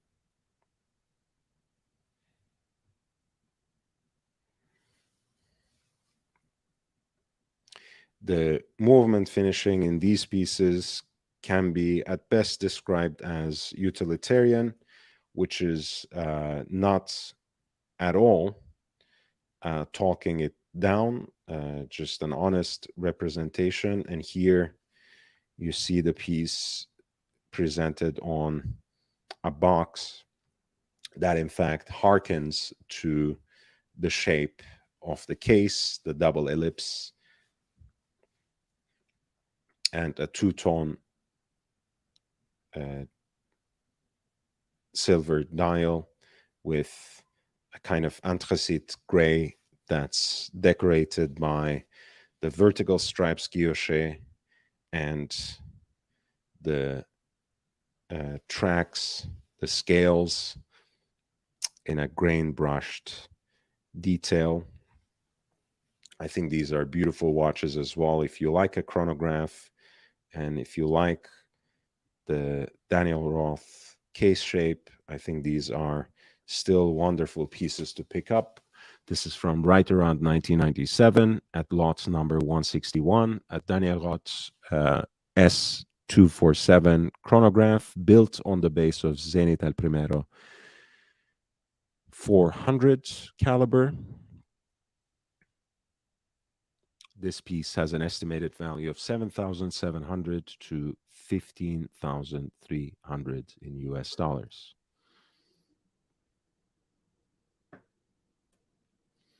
If you want me to take a look at any of the pieces that I skipped, or if you want me to look ahead and provide more historical and horological detail on one of the lots on this auction, feel free to click the link and send in the lot number with a super chat, and I would be more than happy to dive right into it for you. We're continuing our preview of the upcoming Geneva auction by Phillips in collaboration with Bach et Rousseau that is going to take place on May 13th and 14th. We are now taking a look at lot number 162, which is a watch by one of the rising brands in the independent maker space today. Laurent Ferrier has by now established the value of his brand through partly his gentleman driver past, which is expressed in his Transport integrated bracelet watch, but also largely through his experience, especially in the technical department and the design department at Patek Philippe, that certainly carries over both to the ingenuity and traditionality, or traditionalism, I should say, of his designs at his brand. Laurent Ferrier makes a lot of interesting time-only watches, hand-wound calibers for classic origin with mirror-polished grade 5 titanium cases, often stainless steel for the square version, which looks like a very classy, elegant, and contemporary version of the classic Rolex Oyster case that was most famously used, of course, in Panerai watches. They have also more complicated pieces, annual calendars, and other complications. But I think the classic Origin series, an example of which is presented here, and the square watches, which actually have delightful micro rotor self-winding caliber, are my personal favorites. This is a limited edition of the classic Origin with a gradient green dial in a limited edition. This is only one of 30, accompanied by its presentation box as well as its papers. Very traditional lines of the case with the brand's unique assegai handset that harkens to the shape of a traditional, pardon me, spare, which is reflected by the indices at the quarters. Of course, you have a relatively oversized second sub-dial at 6, and crosshair design at the center of the dial, which gives it a strange sense of calm and balance.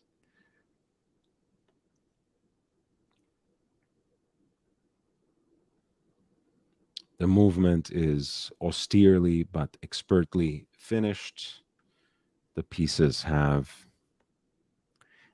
free sprung balance as well as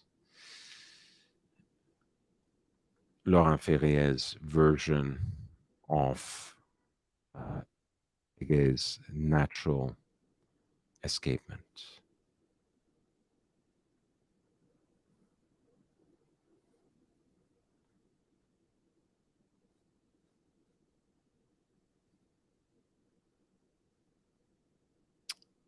Number 3 out of 30. This was a limited edition of the Laurent Ferrier Classic Origin, released on the 10th anniversary of the brand. This piece has an estimated value here at lot number 162 between 21,900 and 43,800 in US dollars.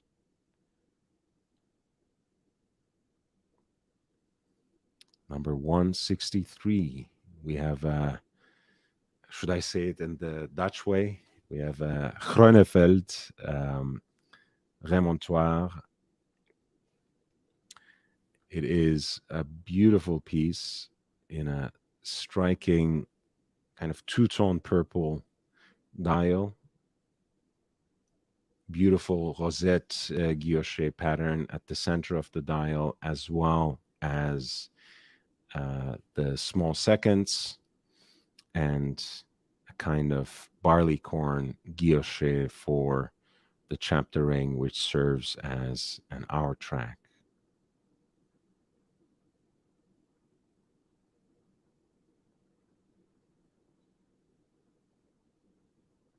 The movement is as beautifully finished as it is intricate and complex. The piece, of course, comes with its original presentation box, as well as its warranty papers, in a white gold case that is 39.5 in diameter. This is an 8-second remontoire. Let's read a little bit about it. The Remontoire 1941 is certainly one of the most exciting pieces to come out of the horological brothers, Tim and Bart Groeneveld Ordenszaal Atelier, launched in 2016, winning the Grand Prix d'Horlogerie de Genève, the equivalent of Oscars for watches the same year.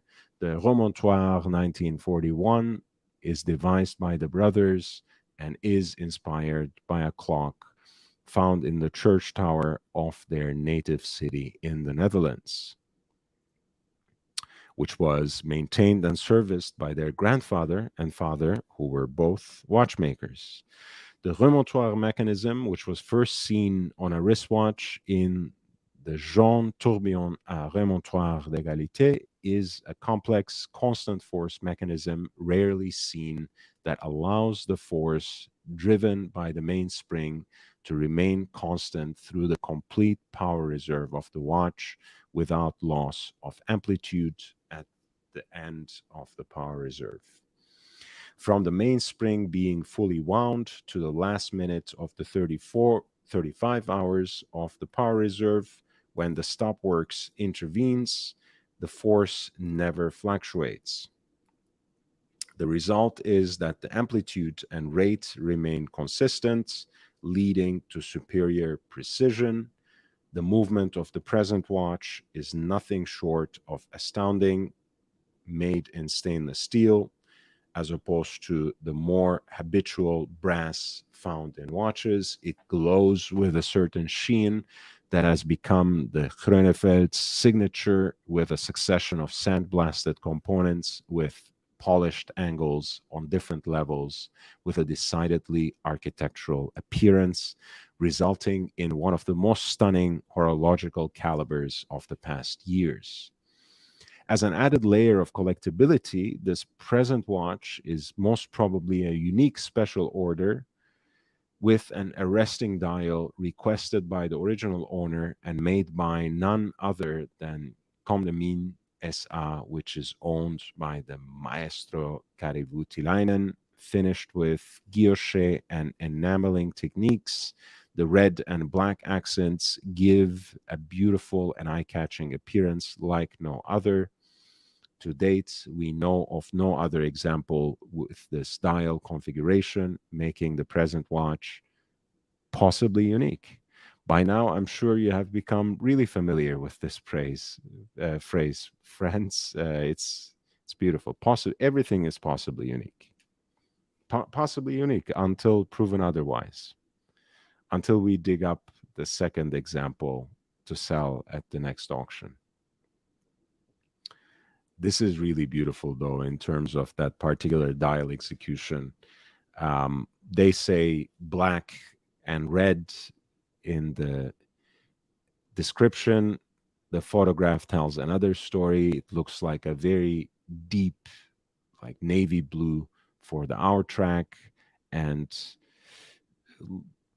a very rich purple for the center of the dial, as well as the subsidiary seconds dial. In either case, you have a lot of work, a lot of detail, a lot of depth on that dial that also demonstrates true horological achievement. This is number 163, Groeneveld 1941 Remontoir in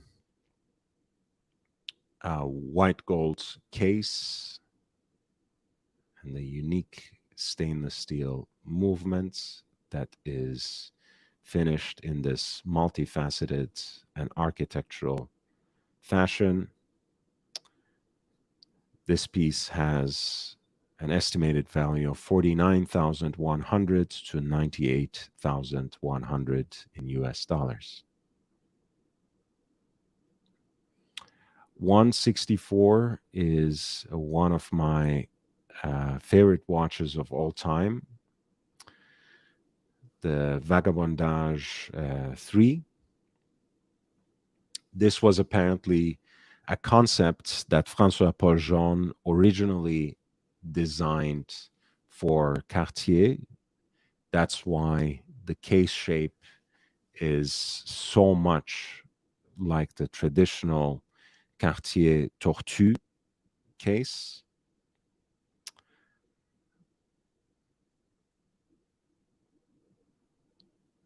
This digital expression of time in a jump hour watch was commissioned apparently and then chucked away by Cartier. And only when Osvaldo Patrizzi approached François Paul Jean quite late in the process to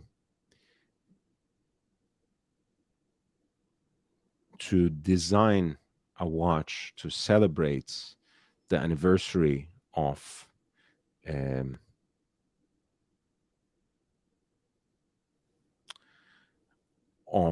Antiquorum. Was it revived? And it was so well liked by those three pieces that F.B. Jean produced for Patrizzi. I'm working from memory here, so if I'm making a mistake, please do correct me. But I think François Paul Jean basically made in 6 months' time 3 watches from this nearly realized but not yet complete project. That was the first version of the Vagabondage, and those pieces were so well liked and so much demanded by his collectors that he had to turn it later on to a limited production series. This is the third iteration, Vagabondage 3, hours, seconds, and essentially displayed minute hand with the power reserve peaking right around 1 o'clock. Well, what would traditionally be 1 o'clock. This is one of only 69, number 26 of this platinum FP Jaune Vagabondage 3. Offered with a full set of accessories, as it would behoove such a limited edition piece. This is the FP Jaune Vagabondage 3, one of only 69 in platinum. The piece is expected to realize a final hammer price between 158,000 to 315,000 in US dollars.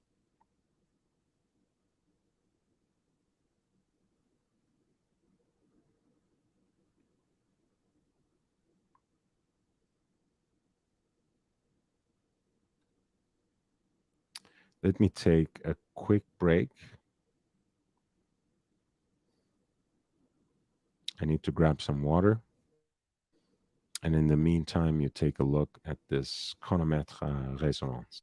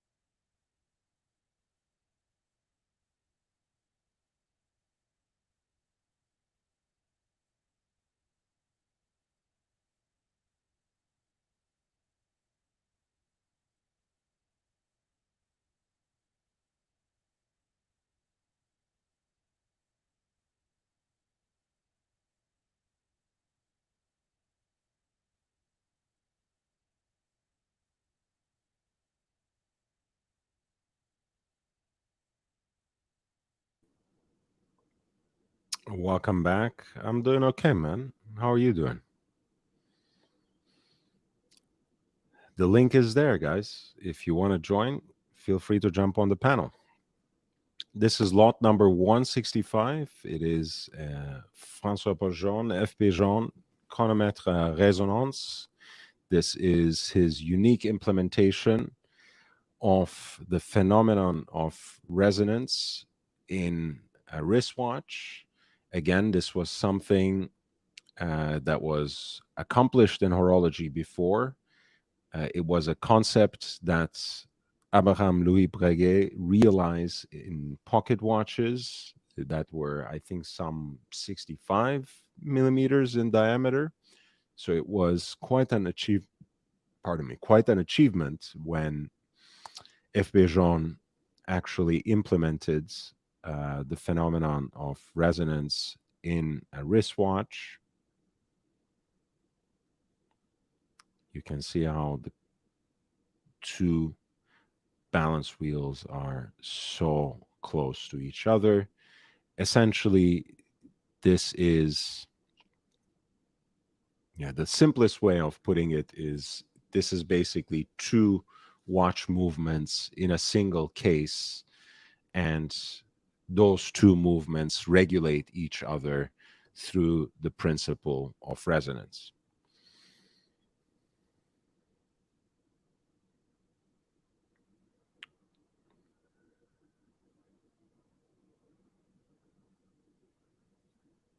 Power reserve is expressed on the dial. And of course, those running seconds would synchronize through the principle of resonance. And you have two distinct crowns to set the two separate dials, i.e., the two separate movements. Probably one of the most desirable and aspirational models in independent watchmaking today. This is chronomètre à résonance in platinum from year 2010 in a 40 millimeter case. It has an estimated value of 131,000 to 219,000 in US dollars.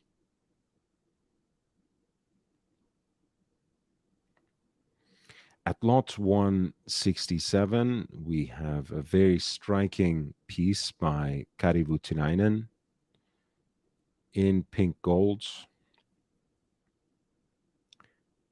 and with a matching déployant clasp, as you can see, in an attractive 38 millimeter case with distinctive and slightly chubby teardrop lugs.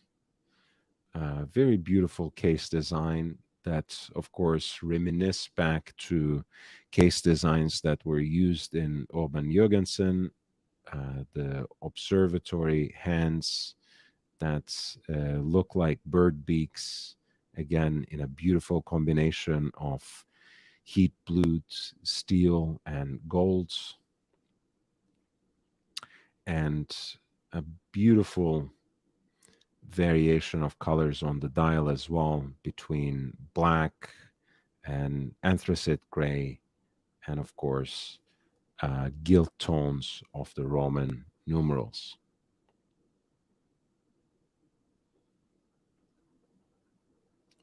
There's a lot of depth to that rosette pattern of the guilloche at the center of the dial and for the small seconds as well.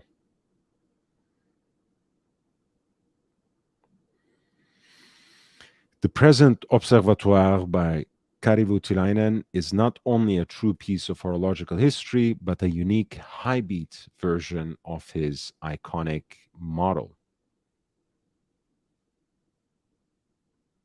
As you can see, it is marked as a limited edition.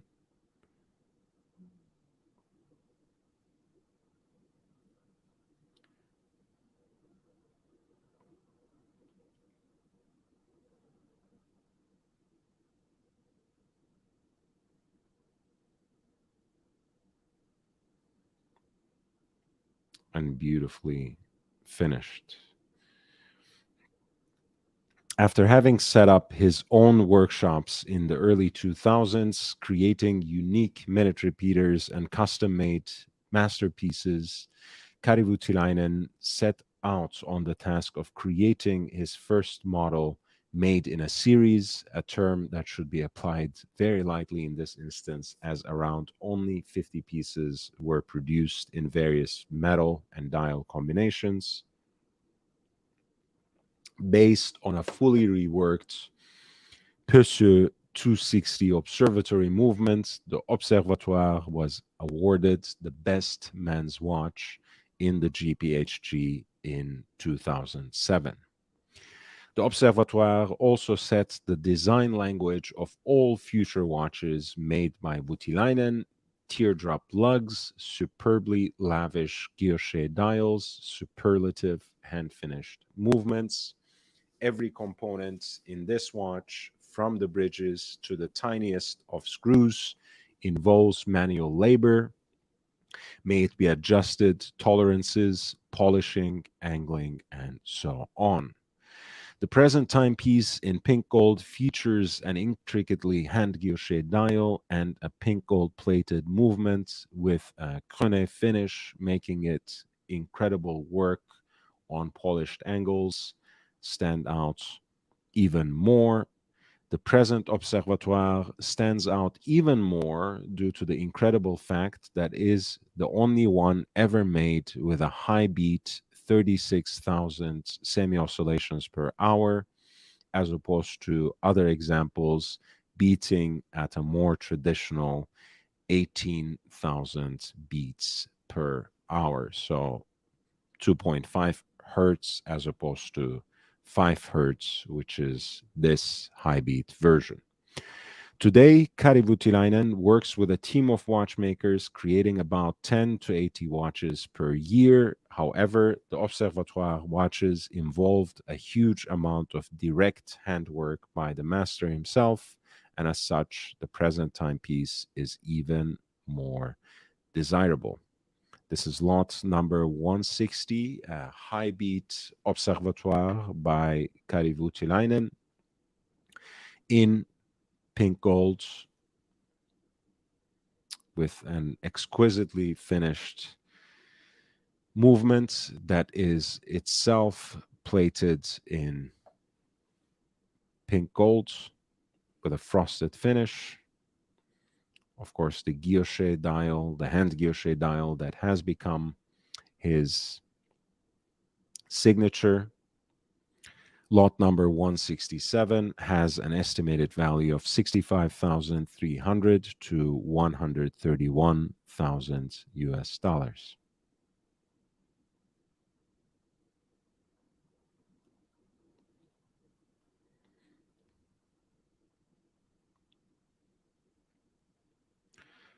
Lot number 168 is an FP Jaune Tourbillon Souverain in pink gold from 2002, meaning with a brass movement rather than the more recent 18 karat gold, and in the older case size of 38 millimeters, a supremely elegant and absolutely classical watch that is also a beautiful achievement in high horology with the remontoir d'égalité.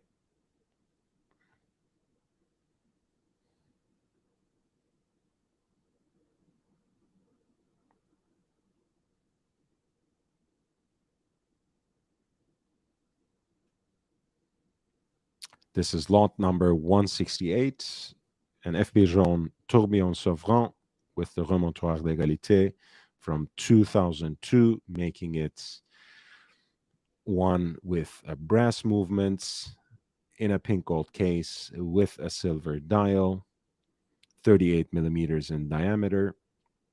This piece is expected to fetch an amount somewhere between 203,000 to 405,000 in US dollars.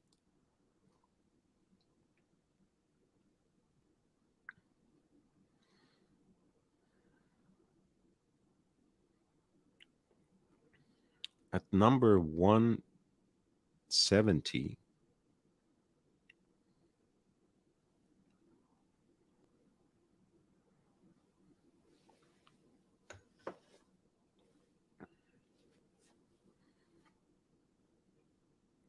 this is a 3711 in white gold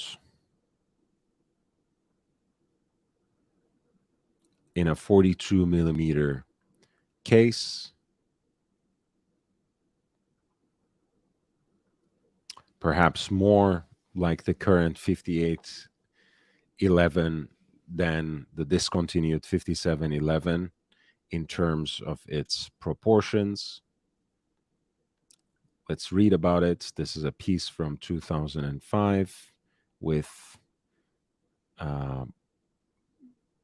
more black, a deeper black version of the dial, and a very interesting color for the luminous material there. Let's see if the lot essay notes it in any way. Patek's original jumbo Nautilus 3700 was discontinued in the mid-1980s, replaced by a smaller, more versatile reference 3800, the reduced size, the 37.5. It wasn't until 2004 and the launch of the elusive and ultra-rare reference 3711 that a time-only Nautilus in a 42 millimeter case was available for avid collectors.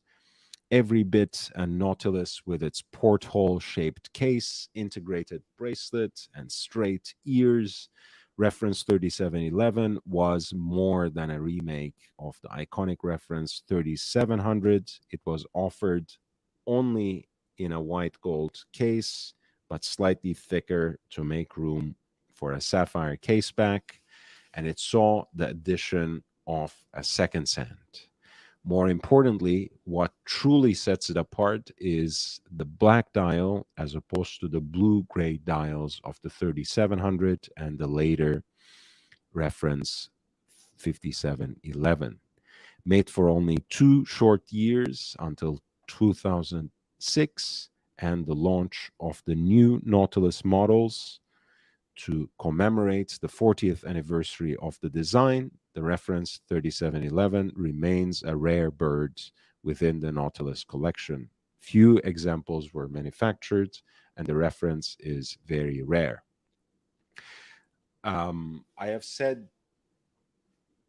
I have established that comparison for a very specific reason. By now, I'm sure you understand.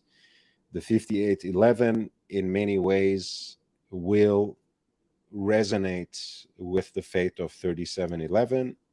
It will be probably a reference that will have a limited production period. It might not be 2 years, it might not be 3 years, it might be even 4. As you know, 2026 will actually mark the 50th anniversary of the Nautilus, half a century of the design, just like 2022 marked the 50th anniversary of the Royal Oak.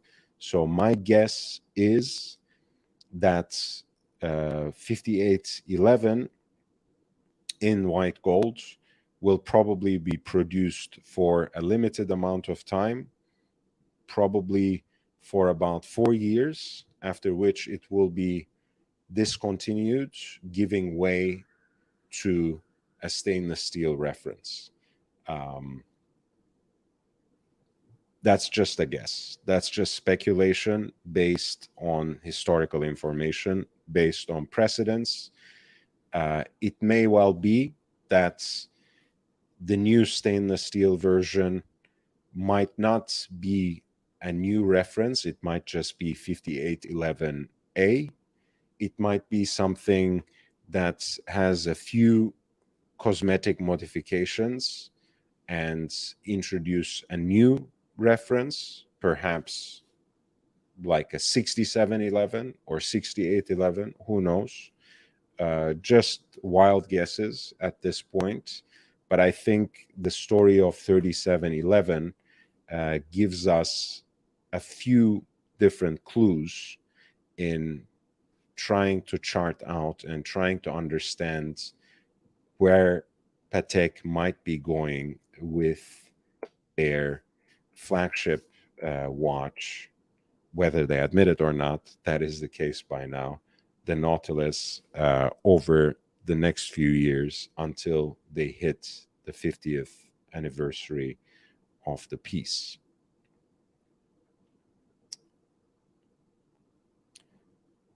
So that was lot number 170, a reference 3711, Patek Philippe Nautilus Jumbo in its white gold iteration with a sapphire case back and a unique black dial. This piece is expected to realize a final hammer price between 131,000 to 219,000 in US dollars.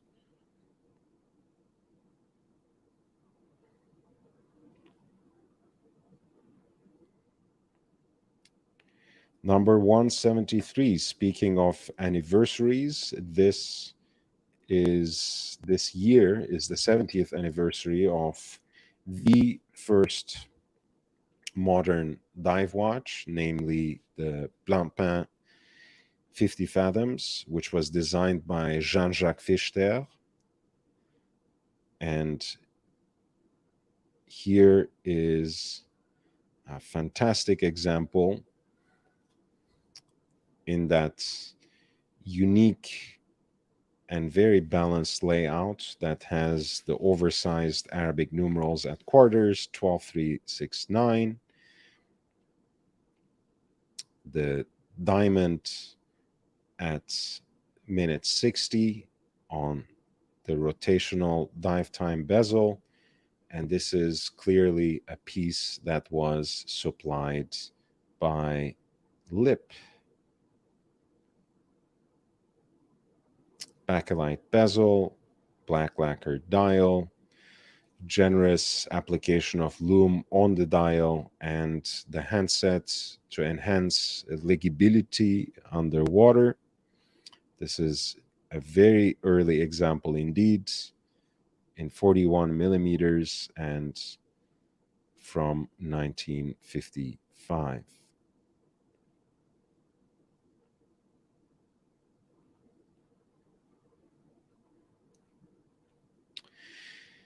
Retailed by Lip around 1955, this present timepiece is a real treasure for collectors seeking a historically important and conceptually modern tool watch in great condition.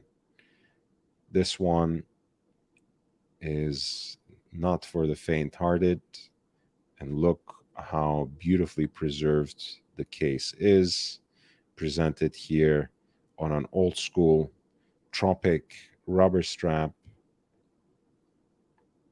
This piece has an estimated value of 21,900 to 43,800 US dollars at lot number 173.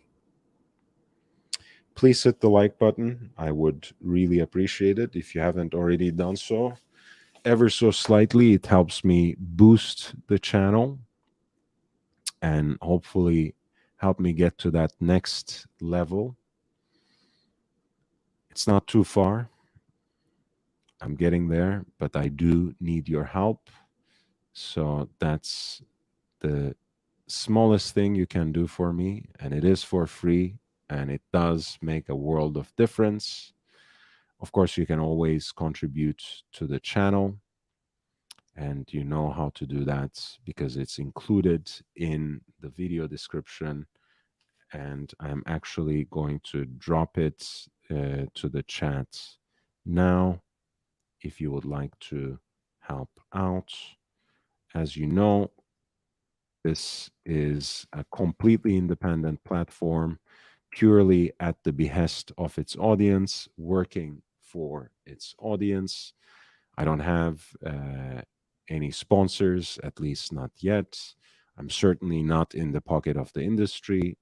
I'm not serving any other masters, no gray market profiteers, no auction houses, as you can see.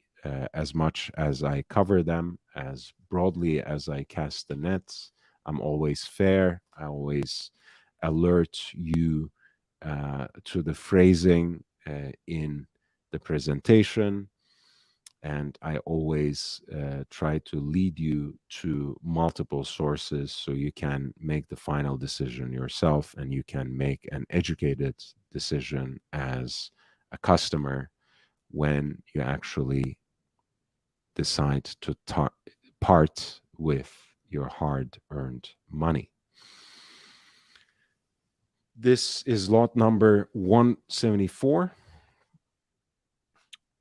The Vacheron Constantin 222, a design that's roughly contemporary by Gérard Genta's Royal Oak and Patek Philippe Nautilus, but a design that was achieved by Jörg Haschek. This piece is from 1977. The 37 millimeter yellow gold version was recently revived last year as a pretty faithful reproduction, I must say, by Vacheron Constantin as part of their Historique series. This is the stainless steel version, the original, so to speak. Um, a watch that has not been popular historically and had to wait until the third generation of the overseas, um, Vacheron Constantin's version of the integrated bracelet sports watch found some commercial success, which led people to look into its genealogy and, of course, finally end up discovering the 222 and appreciating it in a different way. I really like the bracelet design on this one, as well as that striking notched bezel too. This particular example is very mint, with the original finishing of the case intact, and with the dial uh, aged into this matte black. The loom has, of course, expired both on the hands and the indices, and you also have that double Maltese cross logo, one right under 12 o'clock and one as a gilt accent on the lower right hand of the tonneau shaped case. This is lot number 174, reference 44018/411 from 1977. Vacheron Constantin 222 in stainless steel, accompanied by its archival extracts. It has an estimated value of 32,400 to 64,800.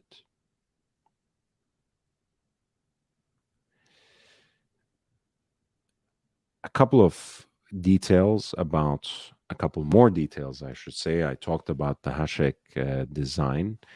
The tonneau case had a pretty important construction principle that gave it 120 meters of water resistance, which was well above the Royal Oak, and set a new standards. And that is carried over to the overseas as well. As with the original references of the Audemars Piguet Royal Oak and Patek Philippe Nautilus, the beating heart of the 222 was caliber 1121, which was Vacheron Constantin's version of the JLC base of 920. So that's something that all three have shared in their first iteration.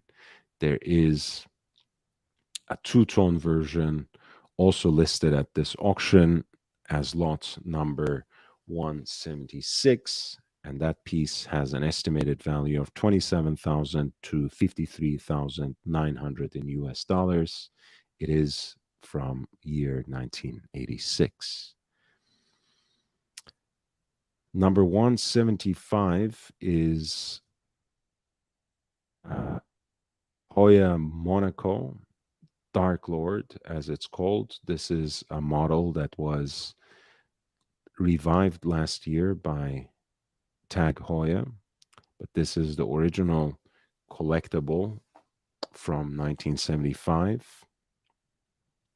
A reference number 74033. Stainless steel in black DLC coating, accompanied by a red Hoya presentation box.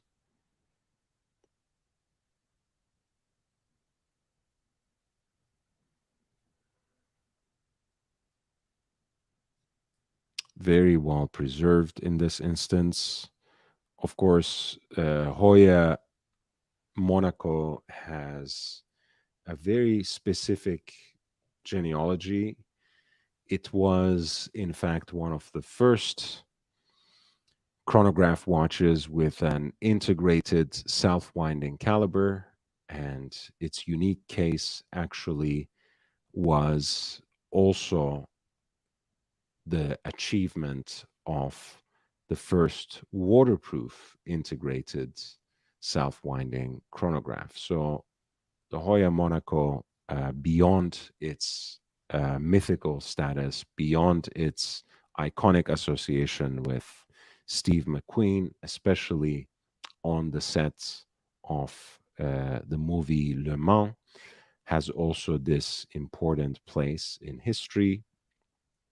This black DLC coated, well, actually, I don't know what this means, but the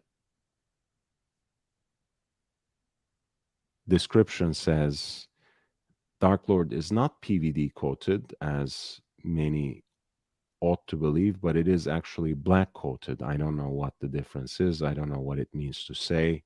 I don't know if it means black painted or something. I don't know. Coating of what exactly? But in either case, this is one that is preserved in pristine condition and a very collectible watch. Indeed, the original Dark Lord, a blacked out Hoya Monaco with orange accents. This piece has an estimated value of 38,300 to 76,600 in US dollars. I love the inscription on the back too. Tool number 033. Fantastic.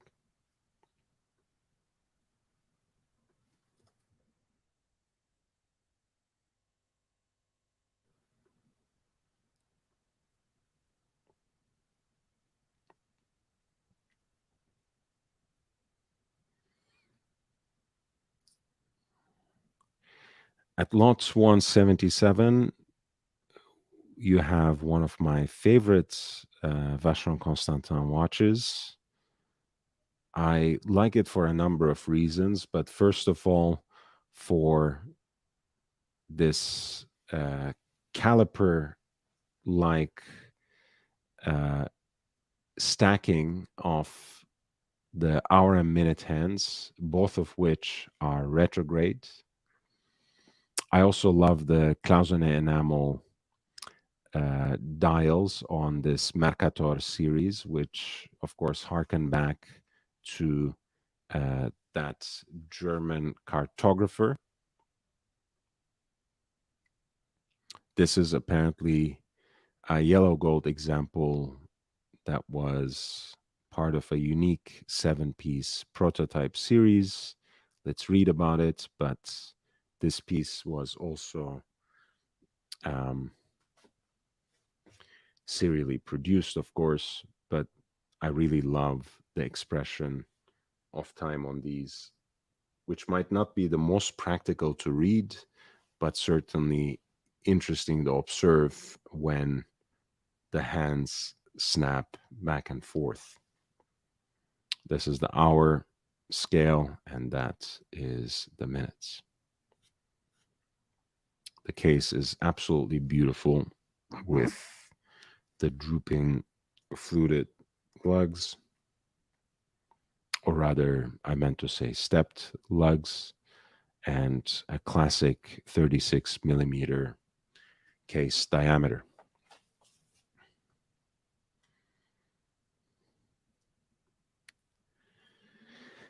The present Mercator with enamel dial depicting the map of the southwest area of Switzerland is both rare and historically, relevant, as it is not only one of the original prototypes made to test the model, but it also features a dial that has never been used since. Launched in 1994 to commemorate the 400th anniversary of the celebrated Flemish-German cartographer's passing. The cartographer at stake is Gerhard Mercator, the Vacheron Constantin Mercator can be considered an elegant and equally avant-garde timepiece with its two retrograde hands and enameled dial. The history of the present Mercator is as unique and fascinating as the process itself, part of a unique series of 7 prototypes made before the official launch of the model. The present prototype number 3, as confirmed on the dial, represents part of the Suisse Romande, the French-speaking region of Switzerland and of France and Italy. Based on Helvetia cum finitimis regionobus confederatis map of Mercator made in 1585, the dial depicts French-speaking cantons of Geneva, Vaud, Valais, and Fribourg, with its mountains and lakes separated by colorful, broad borders. Interestingly, only one city is mentioned at 3 o'clock, the one of Arzier, situated in the hills above Geneva Lake. Not knowing its exact signification, one can only assume that Arzier must have been of high importance to the commissioner, receiver of the timepiece. According to research and its certificate of origin, other prototype dials were produced, most notably featuring Italy, Eurasia, and the Americas. These prototypes were made to test the movements and dials, but were never made publicly available. Housing the extra flat caliber 1120, modified for a bi-retrograde time indication, the hands progress divergently across 2 arc-shaped zones, one graduated from 1 to 12 hours and the other from 0 to 60 minutes. Each hand returns instantly to 0 exactly on completing 1/2 day and 1 hour, respectively. Measuring 36 millimeters in diameter, the case is extremely comfortable on the wrist and is certain to captivate the attention of collectors regardless of occasion. Exceptionally well preserved, offered with its original accessories, and never seen in the market with this prototype dial before. The present Mercator is truly spectacular and highly collectible, and is certainly made for style-conscious connoisseurs of rare and remarkable time pieces.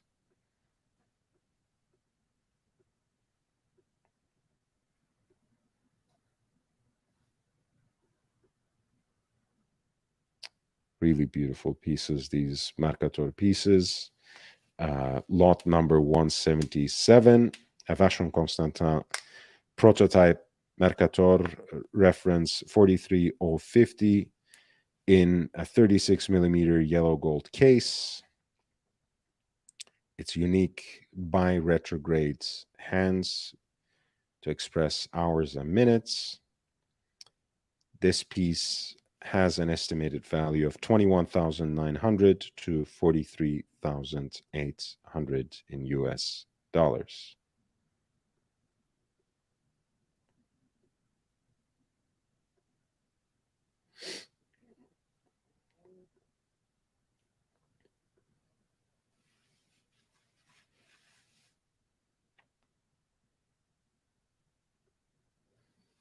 At lots number 180, we have a stainless steel Royal Oak tourbillon with an open worked dial as one of 100 pieces.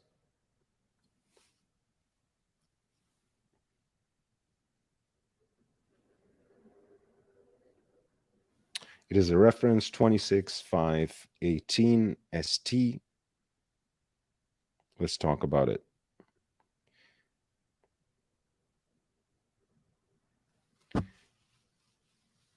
While the tourbillon is one reason for the collectability of this piece, the other is its skeletonized movement, a most appropriate choice for such a refined timepiece, which allows the entirety of the movement to be seen without any obstruction of the dial.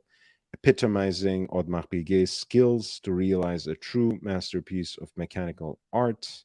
The elegantly curved architecture of the bridges is sublime and nearly organic. By the way, um, Audemars Piguet traditionally has been known for skeletonization, these open worked dials, especially. So it makes sense for them to remain up until today quite popular for skeletonized or open worked watches. This piece is from 2018 with 41 millimeter case diameter. It is expected to realize a final hammer price between 135,000 to 270,000 in US dollars.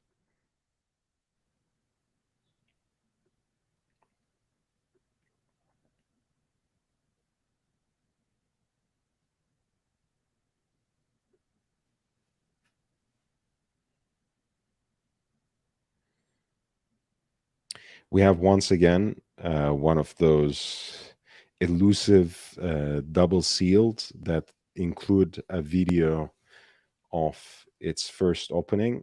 This is a 5140p, a platinum Patek perpetual calendar with a factory diamond set black dial that is striking in its contrast with the case material. Let's take a look.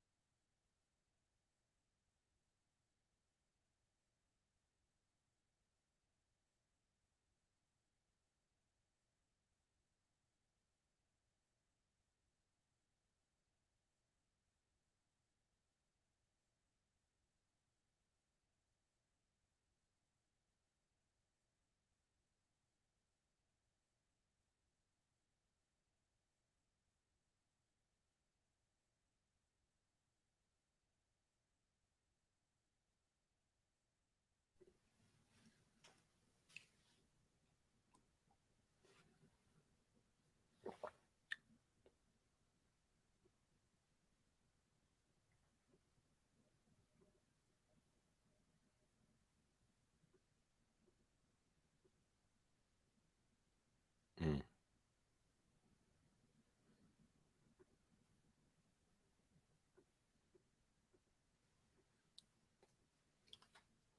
The movement built on that famous micro rotor caliber 240.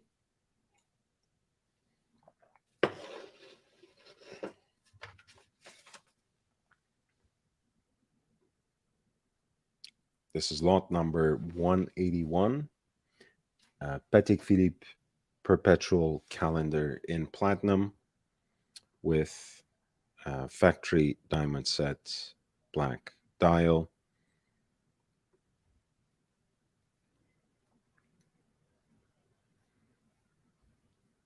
In 37 millimeter case diameter.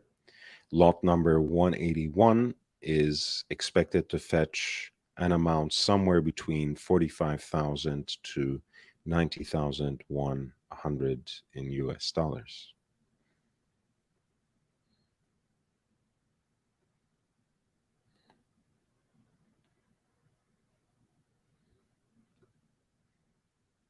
At lot number 182, we have yet another interesting Patek Philippe Grand Complication piece, a perpetual calendar with minute repeater and a retrograde date, as well as a tourbillon. As you can see, the piece is quite discreet in its appearance from the full frontal view. Pink gold with those curved and stepped lugs. A striking black dial with fixtures that echo with the gilt tones of the case, Breguet numerals. The date is laid out like a downward facing crescent, largely in the upper half of the dial. The moon phase indicator is ensconced in the small seconds dial at 6 o'clock, which also is inscribed with the number of the tourbillon movement. Right under 12 o'clock, you have an opening for the indication of the leap year. At 9 o'clock, you have the day of the week that you can glimpse through an aperture, and then also a month, the month at 3 o'clock in the same way. And you have the slider on the left case flank for the minute repeater. The piece comes with an additional snap-on case back the set comes with an additional case back in matching pink gold, which is a snap-on, which you can actually add to the case easily, a setting pin, and of course with all the accompanying material as well as the presentation box. This is 5016 R-011, a pink gold minute repeating perpetual calendar with a tourbillon and a retrograde expression of the date. Breguet numerals, this 37 millimeter watch that is very stylish and very much wearable in all kinds of guises and in various settings, is expected to realize a final hammer price between 282,000 to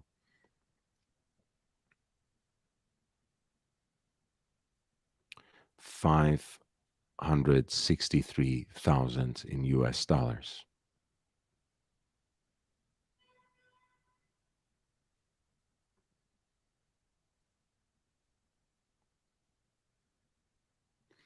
At lot number 183, we have yet another FP Jaune chronomètre résonance in platinum with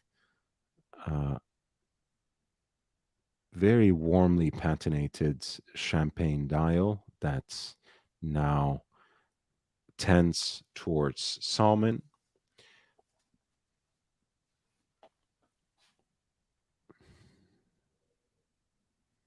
In the traditional 38 millimeter case from 2002 with the brass movement, lot number 183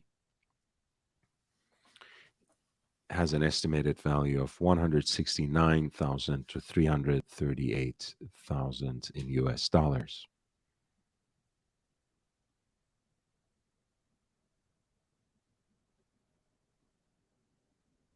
A lot of interesting pieces back to back. We have at 184 an Urban Jurgensen pocket watch that was made by Derek Pratt.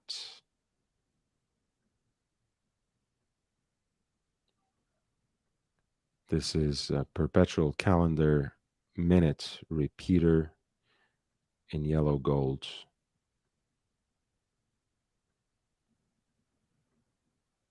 One of only 4 to have been ever made.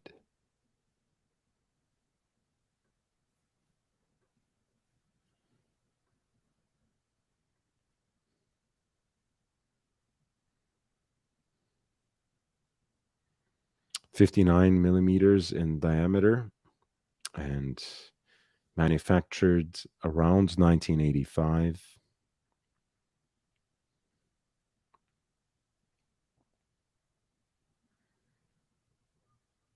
Pratt's made only 14 perpetual calendar minute repeater pocket watches and only 4 in the present configuration with a hunter style case, adding an extra element of rarity and collectability.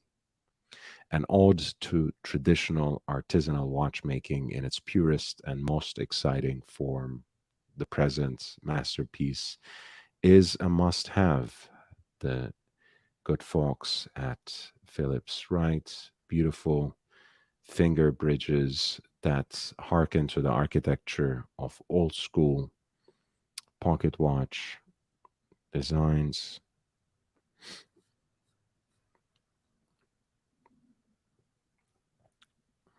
This piece has an estimated value between 76,600 to 153,000 in US dollars.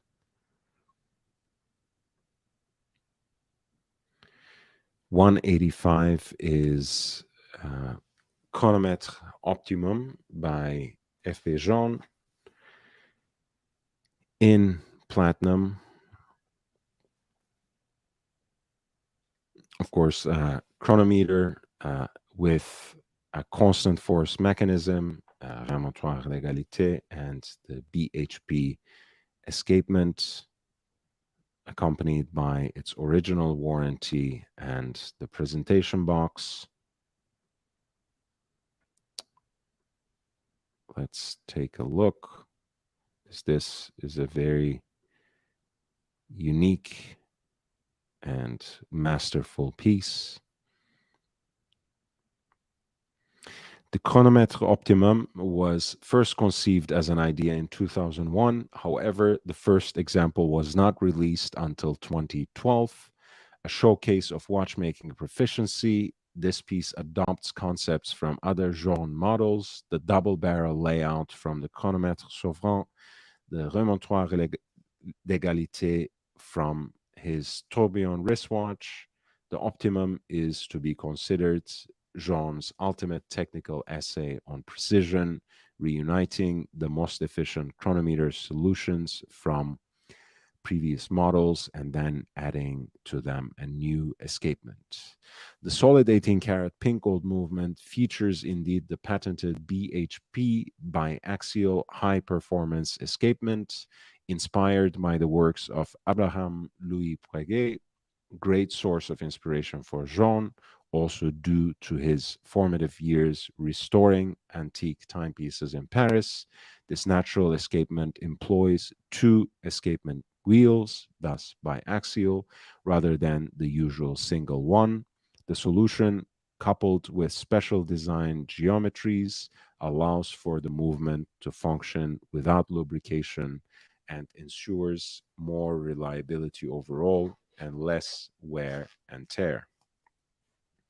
The remontoir d'égalité system is made from lightweight titanium and connected to the additional deadbeat seconds indicator displayed on the backside of the movement.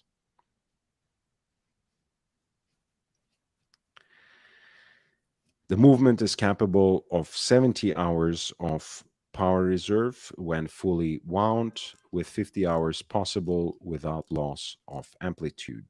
Manufactured in pink gold and platinum, it can feature a 40 millimeter case, such as in this instance, and a more substantial 42 millimeter in diameter, granting utmost presence on the wrist. In fact, as Jean tells it himself, he designed Optimum originally in a 42 millimeter case, as he believed that was the best size for the piece.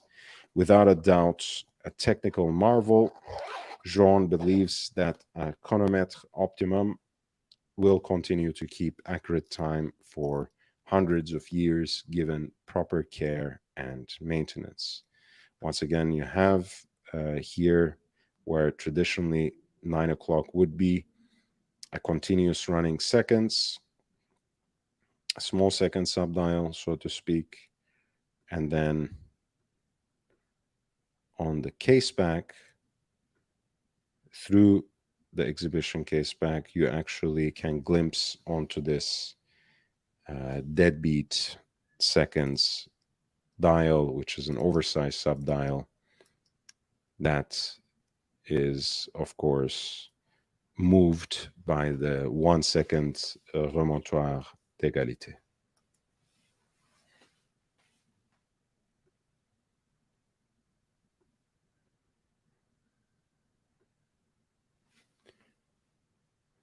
We are nearing the completion of the third hour of the broadcast, so I would really appreciate it if you could hit the like button if you haven't done so already. Thank you for your support. This is lot number 185 and FP Jaune chronomètre optimum. Platinum chronometer by FP Jaune with power reserve indicator, remontoir d'égalité, BHP escapement, accompanied by its original warranty as well as its presentation box. This piece has an estimated value of 90,100 to 180,000 in US dollars.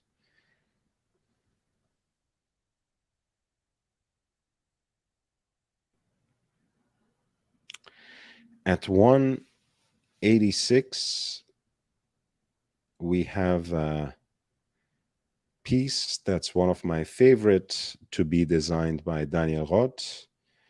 This is C127S. It is a watch that has retrograde hour hand, right? So you have basically running seconds in this oversized subdial. You have a minute hand, which obviously makes its revolution every hour, every 60 minutes around this track. And then you have this downward facing crescent, this fan-like scale, which basically has a retrograde hour hand that snaps to its beginning when it's 6 o'clock or 18 or 6 p.m., right? So that hour hand, in fact, never crosses into the small seconds subdial here. It is a lovely complication. It is a very playful way of expressing time. It is something that George Daniels had implemented in some of his pocket watches and something that he exhibited and sketched out in his famous book on watchmaking as well. And Daniel Roth adopted it and implemented it to wristwatches, to his wristwatches. Here it is made in a luxurious version, housed in a yellow gold ellipsocurvex case and featuring aesthetically pleasing open worked dial. The movement is as exquisitely adorned on the case back, or rather the movement can be seen as exclusively adorned or exquisitely adorned through the exhibition case back. Number 61. This piece is from an early period of Daniel Roth's independence from around 1990.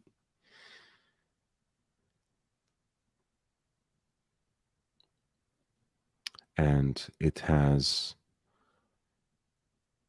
an estimated value of 27,300 to $54,500 in US dollars.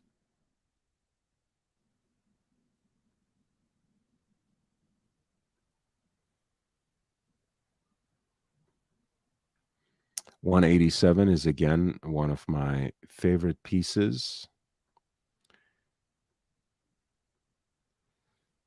Much like the Hourglass era Daniel Roth self-winding chronographs, Parmigiani Fleurier's luxurious toric chronographs were built on the base of a Zenith caliber 400, the El Primero chronograph caliber. You might know that King Charles III has a version of these in yellow gold. That is a beautiful dress piece. This is a platinum version with a powder blue dial and stylized Arabic numerals, oversized chronograph registers in contrasting black, and the uniquely placed aperture for the indication of the dates between 1 and 2 o'clock. As you can see, the company's distinctive barley grain guilloche pattern occupies the center of the dial as well, and the tachometer is laid out on the periphery of the dial too.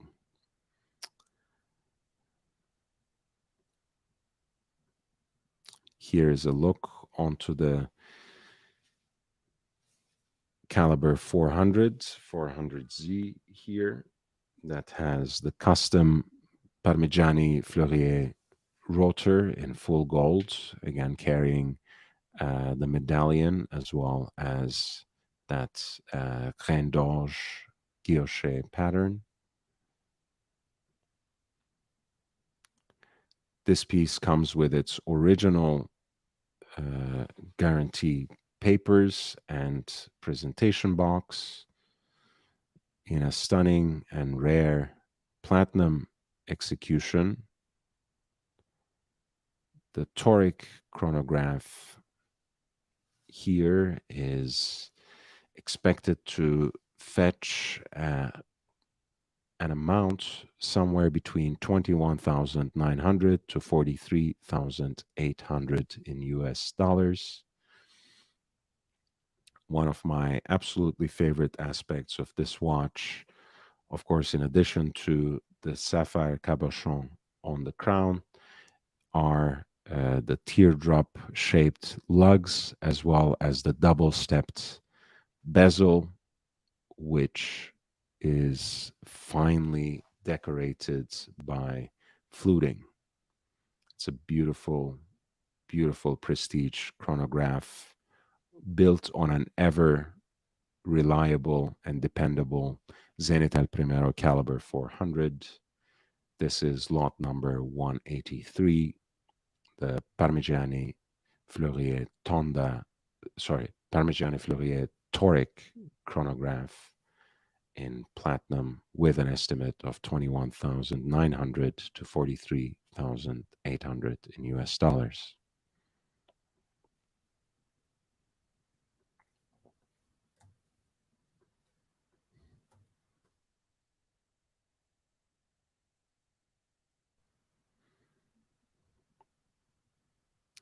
$189 is another early expression of Daniel Roth's oeuvre in white gold. In the iconic Ellipsocurvix case, what we have is a perpetual calendar. Look at that beautiful full gold rotor, 18 carats, lovely guilloche decoration on it.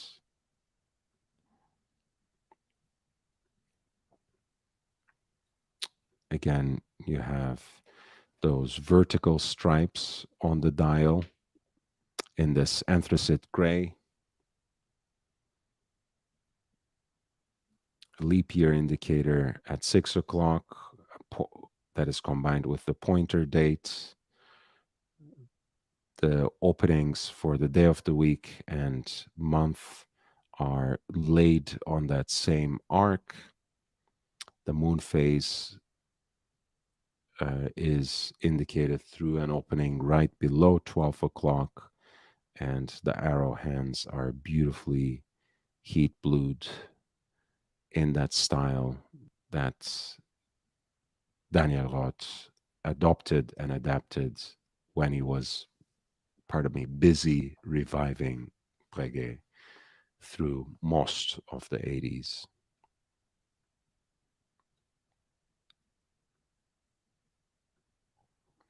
This is C117, an early example of Daniel Roth's perpetual calendar in white golds.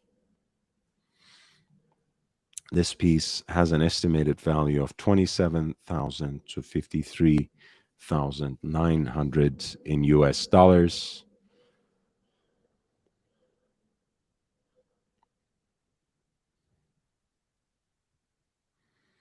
Lot number 190 is a very pure expression of Roger Smith.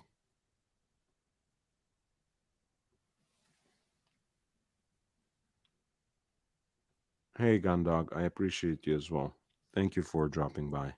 I have about, another 50 minutes to go or so. So thank you so much.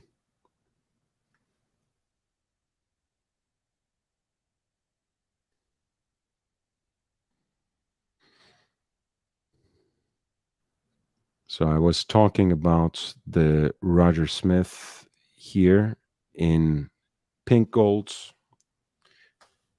with an oversized subsidiary dial for seconds, the coaxial escapement, engine turn dial number 17, accompanied by its original certificate and presentation box. Roger Smith remains a loyal student of his late mentor, George Daniels, producing every watch by hand. The watches carry the coat of arms, so to speak, of his adopted island, the Isle of Man.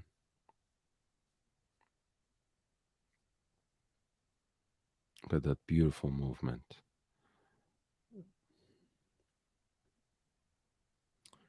Let's read what the good folks of Phillips wrote here. Roger Smith is in a way the standard bearer of British high horology, meticulously crafting mechanical masterpieces in his workshop on the Isle of Man, to which only a happy few have access, not by deliberate choice, but due to the limited production of 15 watches leaving his atelier each year. I mean, in a way, I think it's a little bit unfair to just say he's the standard bearer of British high horology. I think Roger Smith is much more.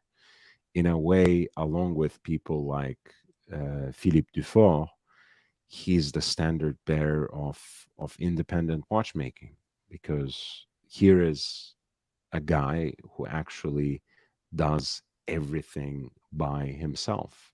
If that is not the meaning of independence, tell me what is. Not to take away from um, independent watchmakers who exist in an ecosystem that already sustains them, not to take anything away from watchmakers who are the mastermind behind the operation, but work with an entire core of other watchmakers where they are the leader, where they are the master watchmaker. I don't want to take away from anything, but I think someone like Roger Smith is the standard bearer of high horology and independent watchmaking, period. Not just British. Not that there's anything bad there. People do look up to him. in the revival of British watchmaking, but he's so much more. Roger Smith was not only the sole watchmaker the great George Daniels took on board as an apprentice, but he later collaborated with the master in working on his wristwatches. In 1998, Smith joined Daniels to work on the Millennium series of wristwatches. Once the Millennium series was completed in 2001, Smith decided to set out on his own and create his own wristwatch. He set up a standalone workshop alongside Daniels's on the Isle of Man in the Irish Sea and set to work. The Series 1 was born heavily inspired by Daniels's work, first in a rectangular case inspired by the then recently released Arcade by A. Langonsöne. After the production of the rectangular Series 1 followed the Series 2, a round wristwatch with the power reserve display. In 2013, Roger Smith was invited to be part of the Great Britain campaign, showcasing the splendor and innovation of contemporary British watchmaking. He created a unique piece, the Great Britain in platinum, with an off-centered Union Jack motif, hand-finished and highly three-dimensional. Following this triumph, Smith says he was inundated with requests for a time-only piece, and thus the new Series 1 was born, displaying only the hours, minutes, and seconds via a subdial. It was meant to be the quintessential gentleman's watch with all the refinement, experience, and heritage of 300 years of British watchmaking distilled into a single 38 or 40 millimeter round timepiece, all painstakingly hand-built and hand-finished by Roger Smith and his few trusted colleagues. The present Series 1 in pink gold with pink gold chapter ring is only one of 3 pink gold models cased in 38 millimeters and only one made in this case dial combination, thus adding an even greater element of collectability. This is Roger Smith, lot number 190, a pink gold piece with pink gold accents on its dial, a time-only gentleman's wristwatch in 38 millimeters of diameter, featuring the Daniels's invention of the coaxial escapement, wonderfully hand-finished movements, and a hand guilloche dial. The piece has an estimated value of 164,000 to 328,000 in US dollars.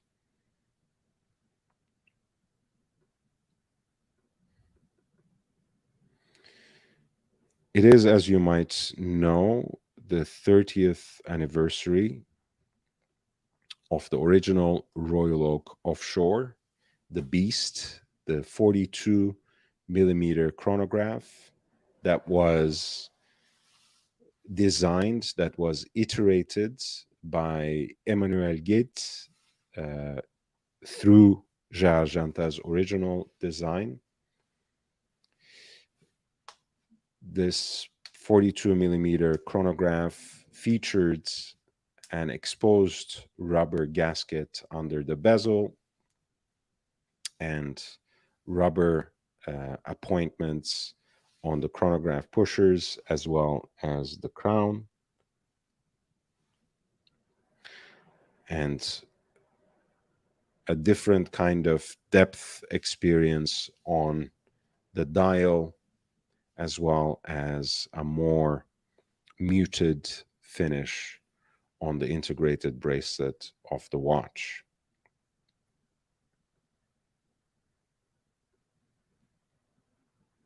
It was, for its time, a very daring and incredibly oversized piece.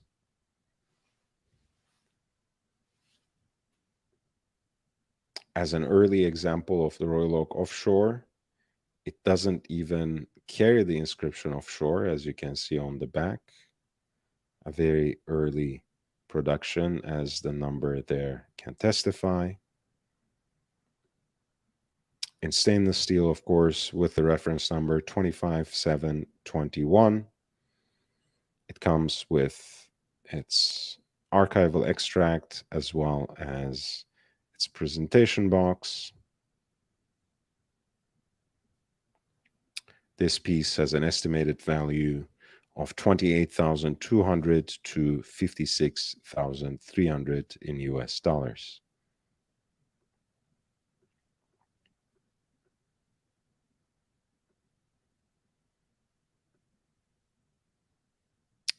$192 is one of my absolute favorites. Royal Oak Perpetual Calendar in the classic 39 millimeter stainless steel case. I usually feel that there is something missing when I see a Royal Oak of any sort with non-tapisserie dial.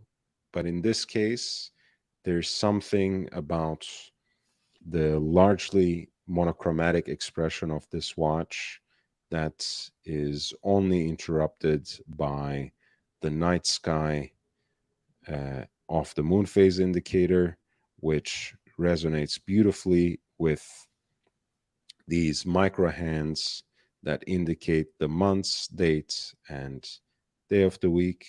And of course, the moon phase itself, the starry sky, and the star-studded sky, and the moon itself adds a romantic element to the dial too.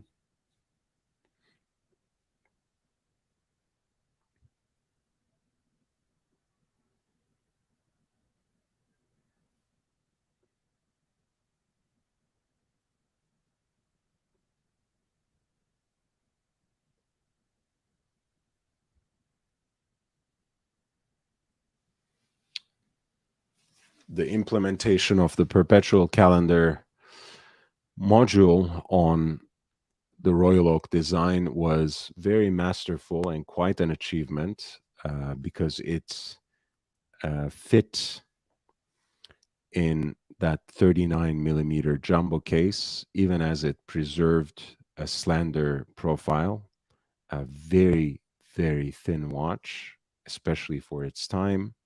So 25654 ST is an absolute hit. In this case, the example is from 1994. Lot number 192 is expected to realize a final hammer price between 76,600 to 153,000 in US dollars.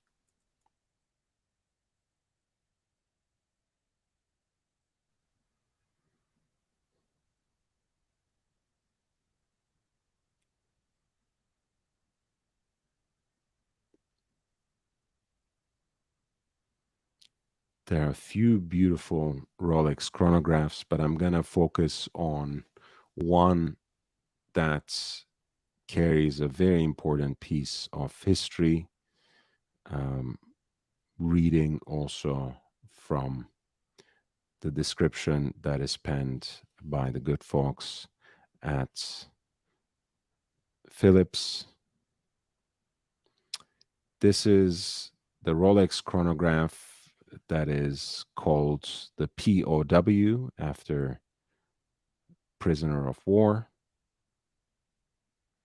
A stainless steel chronograph that was mail ordered from Rolex by British prisoners of war captive in German camps. Reference 3525, this is lot number 196, is known by two nicknames. Italian collectors know it as the monoblocco, given the monoblock structure of the case. The international name, however, is more evocative of the glorious history of the model, the prisoner of war, POW. Indeed, this reference were some of the Rolex models. Indeed, reference 3525 were some of the Rolex models famously sold to American prisoners in German camps, with payment delayed till the return home of the buyer. And the accuracy of these chronographs were instrumental to the famous escape of 76 American prisoners from the Stalag Luft 3 camp in 1944, which later inspired the movie The Great Escape.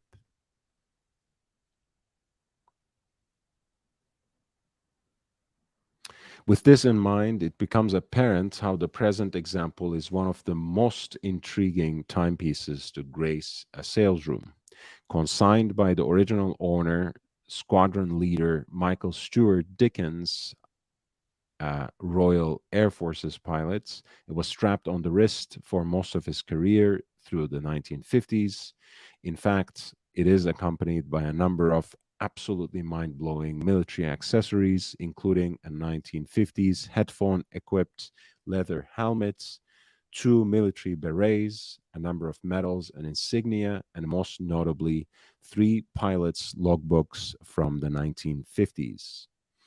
Analyses of these documents highlight how much active SQL MS Dickens was, taking part in many missions ranging from reconnaissance to training over dozens of destinations in Africa, Europe, and the Far East. Absolutely unrestored and retaining its original luminous material, the present piece is further distinguished by the unusual aging of the dial, with the Zapon finish presenting minuscule losses. The brass plate below shows through in places, granting the watch a breathtaking mottled appearance.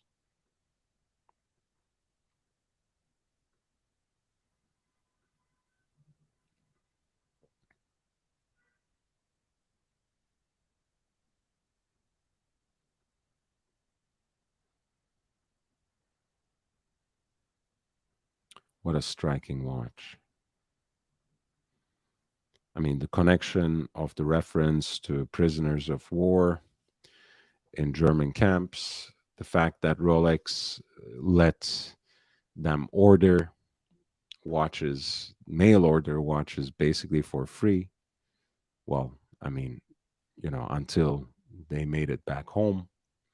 And the fact that as the story is fictionalized in The Great Escape, where Steve McQueen also, of course, acts, um, the fact that these watches were used by prisoners of war to time their escape, all of these are intriguing and fascinating pieces of world history. This is lot number 196, Rolex chronograph reference 3525, known as the Prisoner of War, from around 1942, 35 millimeters in diameter, with its bracelets as well as various military paraphernalia. This piece is expected to fetch somewhere between 32,800 to 65,700 in US dollars.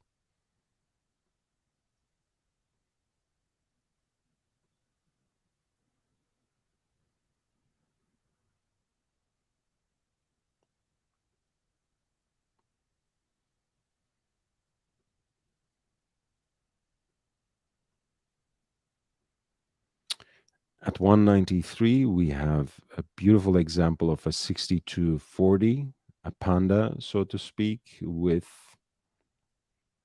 a lovely black bezel insert that is set inside a ring, which is an element that's the new Daytona design that Rolex introduced in Watches and Wonders resonates with.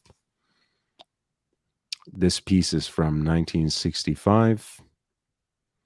Of course, is built on the base of that Valjoux 72, pardon me, column wheel chronograph movement.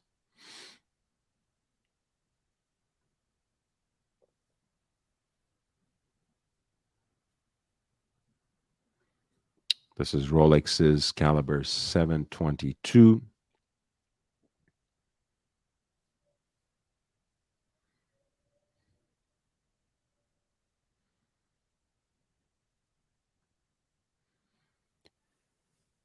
Of particular interest to the collector, this watch features the correct first generation Millerige brass pushers, furthermore perfectly preserved and presenting no peeling to the chrome plating, which is often found on these pieces.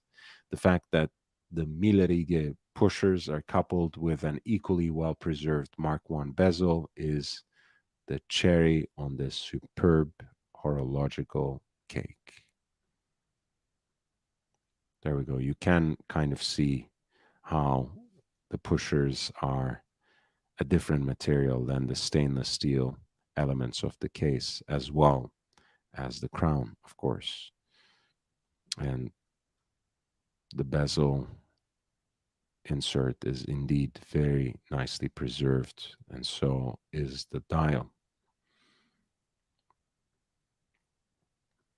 That was lot number 198, Rolex Daytona reference 6240.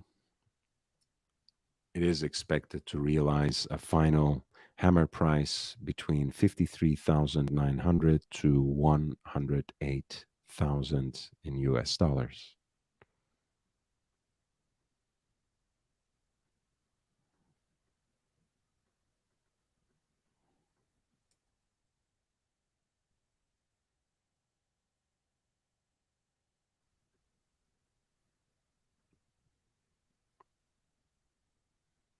Just give me one quick second. Okay, I will be able to finish this tonight. So we can move on to other pastures by the end of tonight. 207 is a beautiful white gold Patek Philippe perpetual calendar chronograph, reference 2499 in a yellow gold Vichy case belonging to its first series. A dial that is well preserved, non-restored, patinated, but not in an unattractive manner whatsoever. And certainly combining a beautiful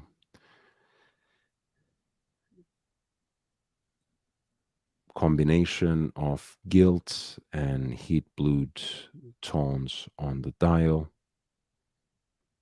which are only complemented by the star-studded night sky of the moon phase indicator, which is a lovely oversized opening at around 6 o'clock. This piece is from 1953, represented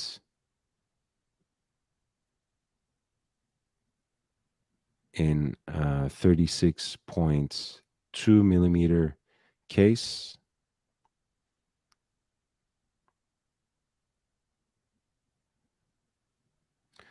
First series 2499 examples are known in yellow and pink gold and are unanimously considered to sit in the highest echelon of watch collecting, the scarcest of all series. It was in production only less than a decade in the 1950s, though Vichy cases are not seen after 1953, making this particular example one of the last one of the very last to feature this element.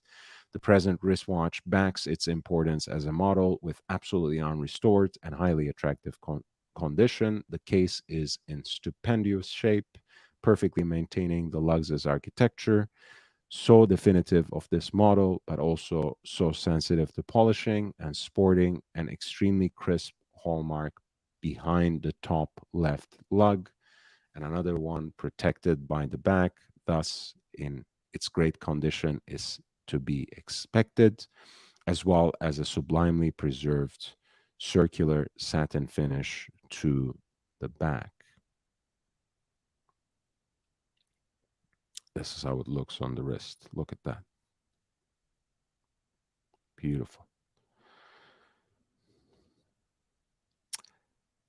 The dial is a vintage aficionado's dream without a hint of restoration. It nonetheless sports absolutely crisp engraved enameled graphics without a hint of fading. Even the notoriously sensitive accent in Geneva is unscathed. The light, even, and enormously charming ivory patina grants the piece great warmth and an ineffable vintage vibe. Absolutely fresh to the market, this watch is without a doubt one of the most honest and charming examples of this hallowed reference to appear at auction.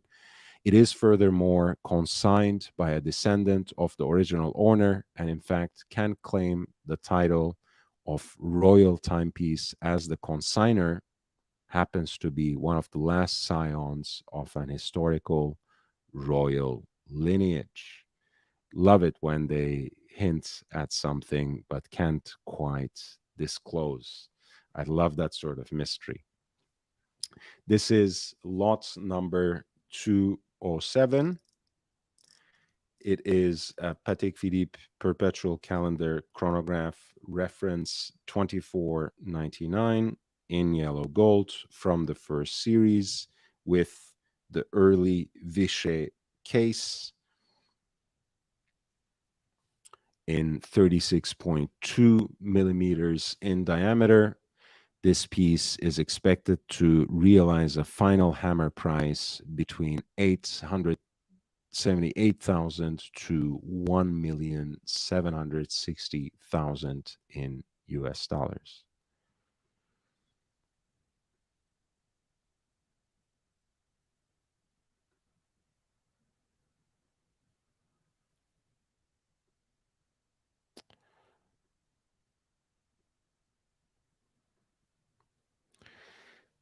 Lot number 206 is an Audemars Piguet reference 831. This is a very rare and well-preserved complete calendar with a chronograph by AP. These kinds of pieces are exceedingly rare and usually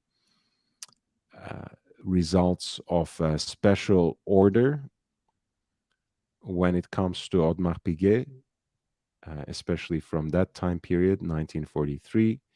The case is 33 millimeters in yellow gold, 33 millimeters of diameter. Let's read a little bit about this.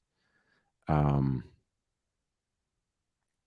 Piguet timepieces from the mid-20th century are often considered by collectors as icons due to their exquisite quality, superb, sometimes revolutionary aesthetics, technical ingenuity, and extremely limited production numbers. Rarity takes a very new meaning when taking into consideration that AP produced only 20 chronographs with a full calendar function between 1941 and 1943, with dials and cases either fundamentally differing or differing in minor details.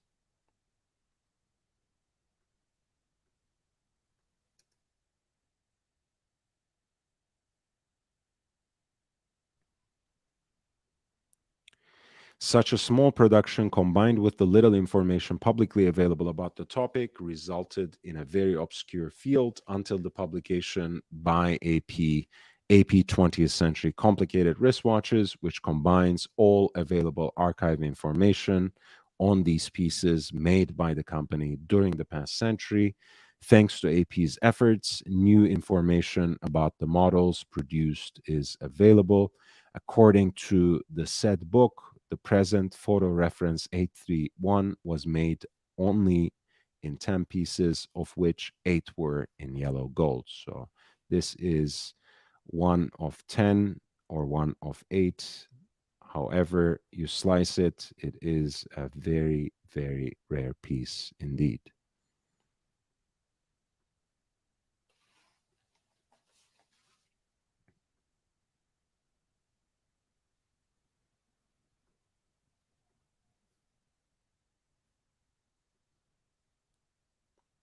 Regarding the present piece, the archive indicates that it bears photo reference 831 made on August 14, 1943.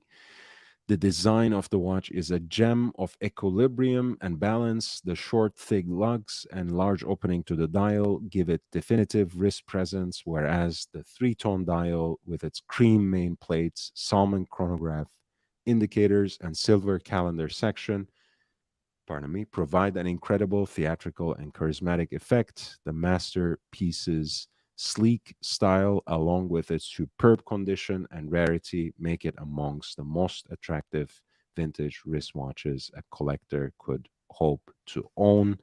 This is a very rare Audemars Piguet complicated wristwatch from 1943 in a 33 millimeter yellow gold case. What you have is a full calendar combined with a chronograph and a moon phase indicator.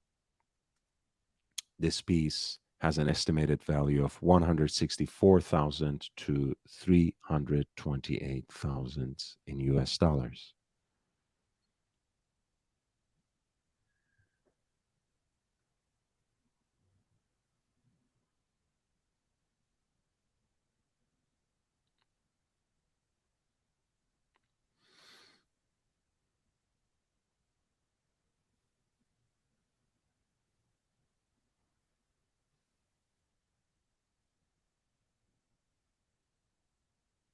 Mm.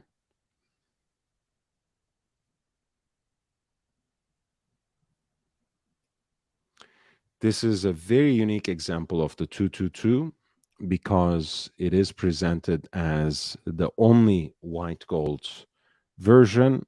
222 is actually already exceedingly rare.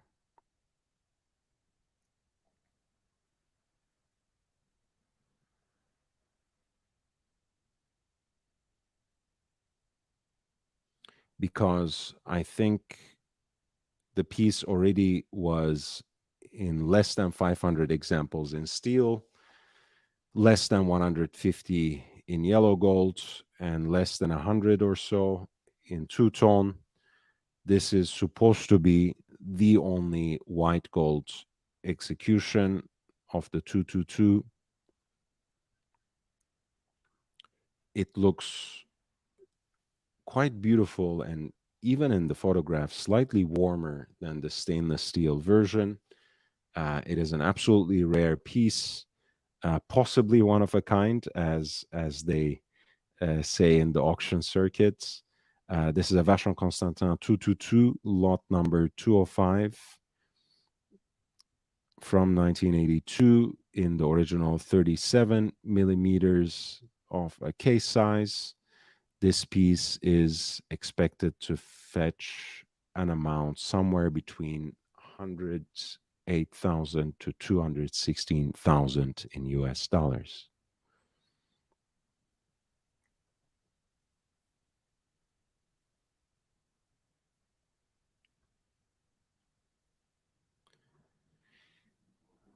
Lots number 204 is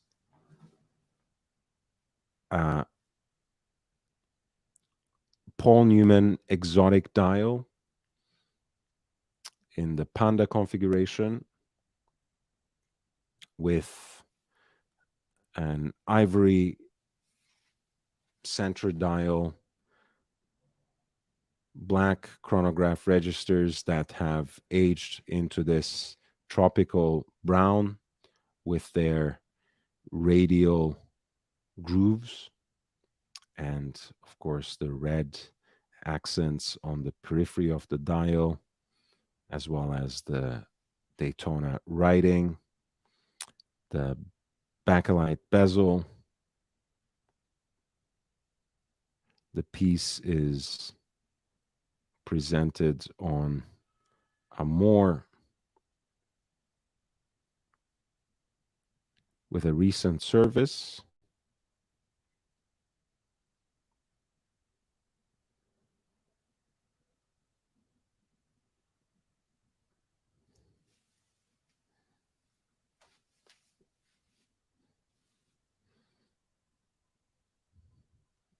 And a newer bracelet that increases the wearability of this watch without necessarily tampering with its originality, though vintage Rolex Daytonas look absolutely mint and just perfect um,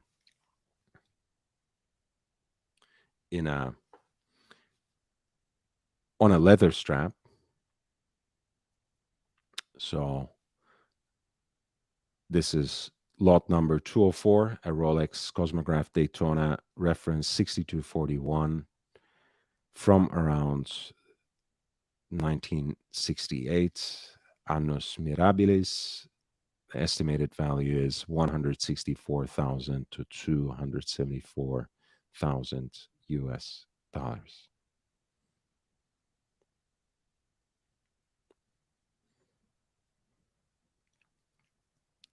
At lot number 202, you have the 5711P made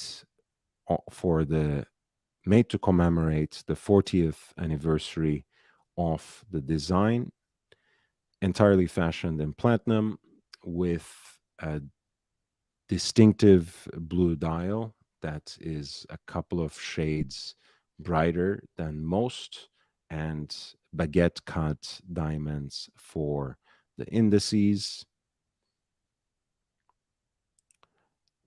This was a limited run of 700 pieces released in 2016. And today, lot number 202 is going up for auction, and it is expected to realize a final hammer price between 270,000 to 539,000 in US dollars.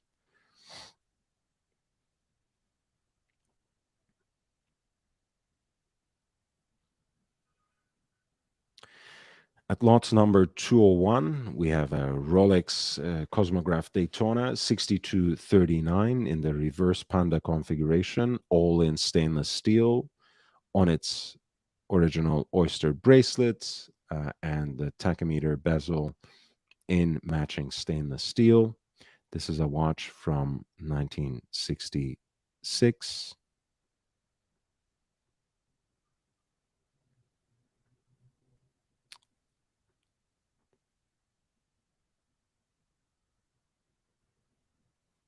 It is a piece that is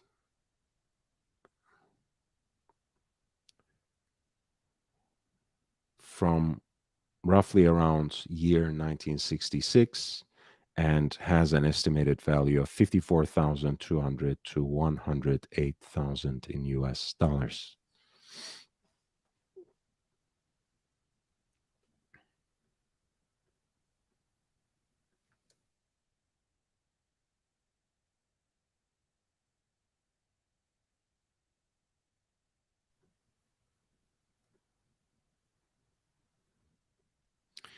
I have about 15 more minutes, so if you have any particular requests, feel free to send them in with a super chat. I'm going to cover 2 or 3 more pieces, and tomorrow I'm going to greet you with another auction, either the Monaco Legend Group or the In Eichen Zurich Neo Vintage curation.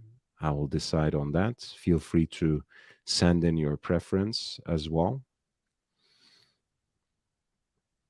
Lot 195 is a beautifully preserved multimeter scale hand-wound Rolex chronograph with teardrop lugs and a fluted case band.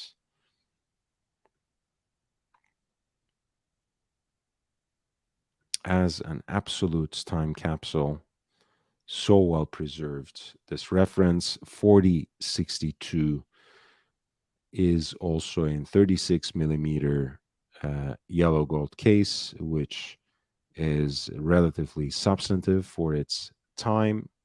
It has an estimated value of 28,200 to 56,300 in US dollars.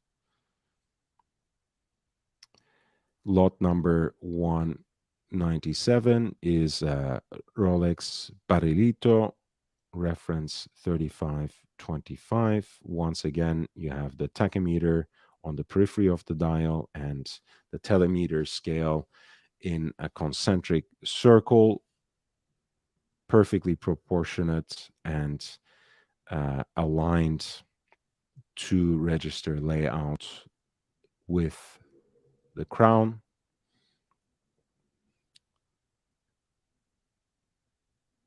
And the telemeter scale is inscribed in this ink blue, which adds a very interesting depth and dimensionality to the dial. This is once again a 35 millimeter stainless steel case.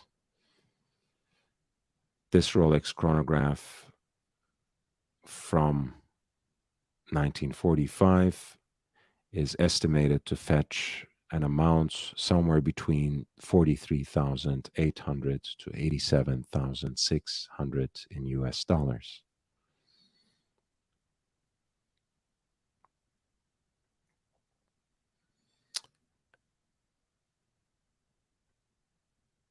At lot 200, we have 5512 from early 60s with the gilt dial, that beautiful domed acrylic crystal look, quintessential Submariner, at that time still with the two lines of writing and an absolutely balanced dial. This piece has an estimated value of 37,700 to 75,300 in US dollars.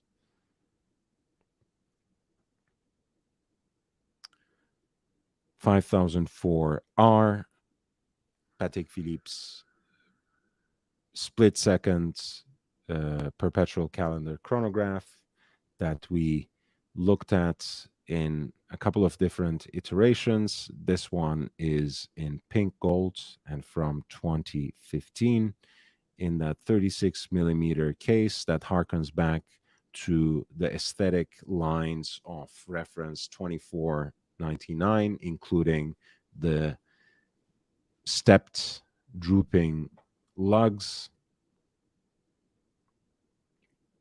This piece is expected to realize a final hammer price between 164,000 to 274,000 in US dollars and has quite a striking presence in pink gold and that opaline dial.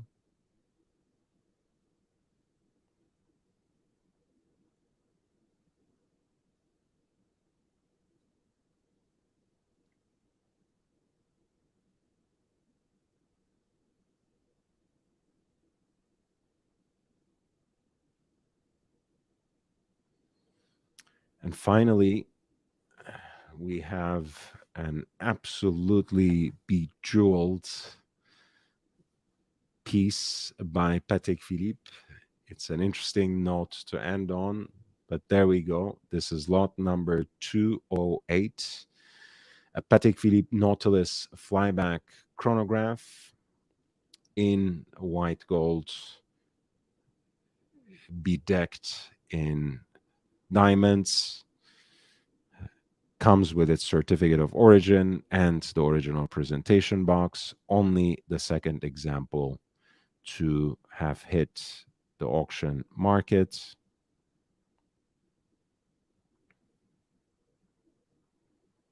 I will read the description written by the good folks at Phillips and say goodbye to you right after. Please hit the like button if you haven't done so already. Thank you for your support. Thank you for your interventions and interjections in the chat. Thank you for being here. Thank you for your presence. I will see you tomorrow. Let me know in the chat if you would like to have me present on In Eichen or the Monaco Legend Group. About this bejeweled Nautilus flyback chronograph, this is what Phillips says. Even in this rarefied world made of endless waiting lists and incredibly strict allocation systems, there are different levels of rarity. While indeed some Nautilus models are more collectible than others, the true end game lies within the out of catalog products. It's relatively common practice on part of Patek Philippe to occasionally offer to their most important clients the opportunity of buying watches that are not part of the public collection, but rather made in extremely low numbers, offered directly to the client if he or she is deemed worthy. In fact, the genesis of the white gold reference 5980/1400G is exactly this one. Few pieces were discreetly made for special customers.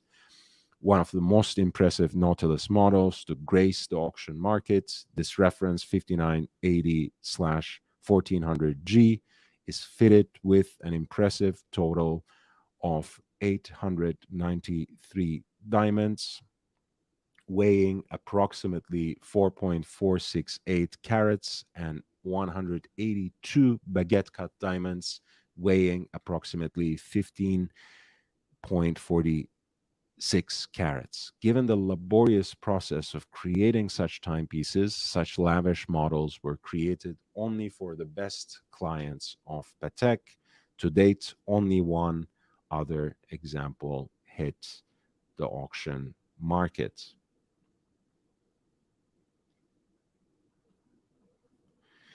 Preserved in excellent condition with barely any signs of wear, the present watch is accompanied by its original certificate, setting pin, presentation box, and outer packaging, representing the ultimate tier in terms of both aesthetics and collectability. The present piece is without a doubt one of the most impressive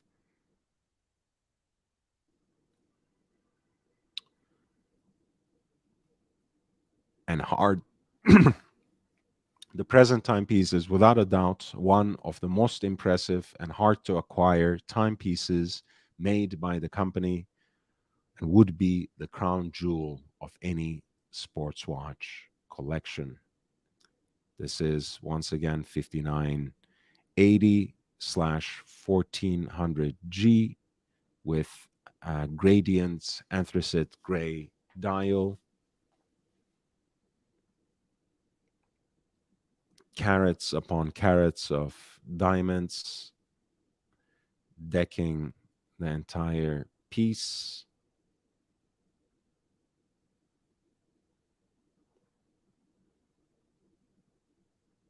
A flyback chronograph in white gold, absolutely covered in diamonds. This is lot number 203, and it has an estimated value of 547,000 to 1,090,000 in US dollars. All right. Thank you so much, everyone, for your presence and support. Thank you for being here. Thank you for upvoting the stream. Your support is really crucial to me. So if you wish to contribute, you know how. It is in the rolling ticker under here, right here. It is included in the video description. And I have also pinned the links in the chats. Now, please feel free to support. If you do, you will ensure that this platform that is completely at the behest and at the service of its audience remains fully independent and remains here for quite some time to come. Any contribution is appreciated. If you join me on Patreon, there's a lot of exclusive content, a lot of educational content that will really give you various entry points into the watch market, even as it enhances your knowledge of the kinds of timepieces that usually fall under the radar in terms of the mainstream coverage, and certainly in relation to a lot of the other live streams here on YouTube. With that, I thank you once again. I remain grateful and look forward to seeing you in another auction preview tomorrow. Until then, stay safe, wear and enjoy your watches. I look forward to seeing you again. Take care.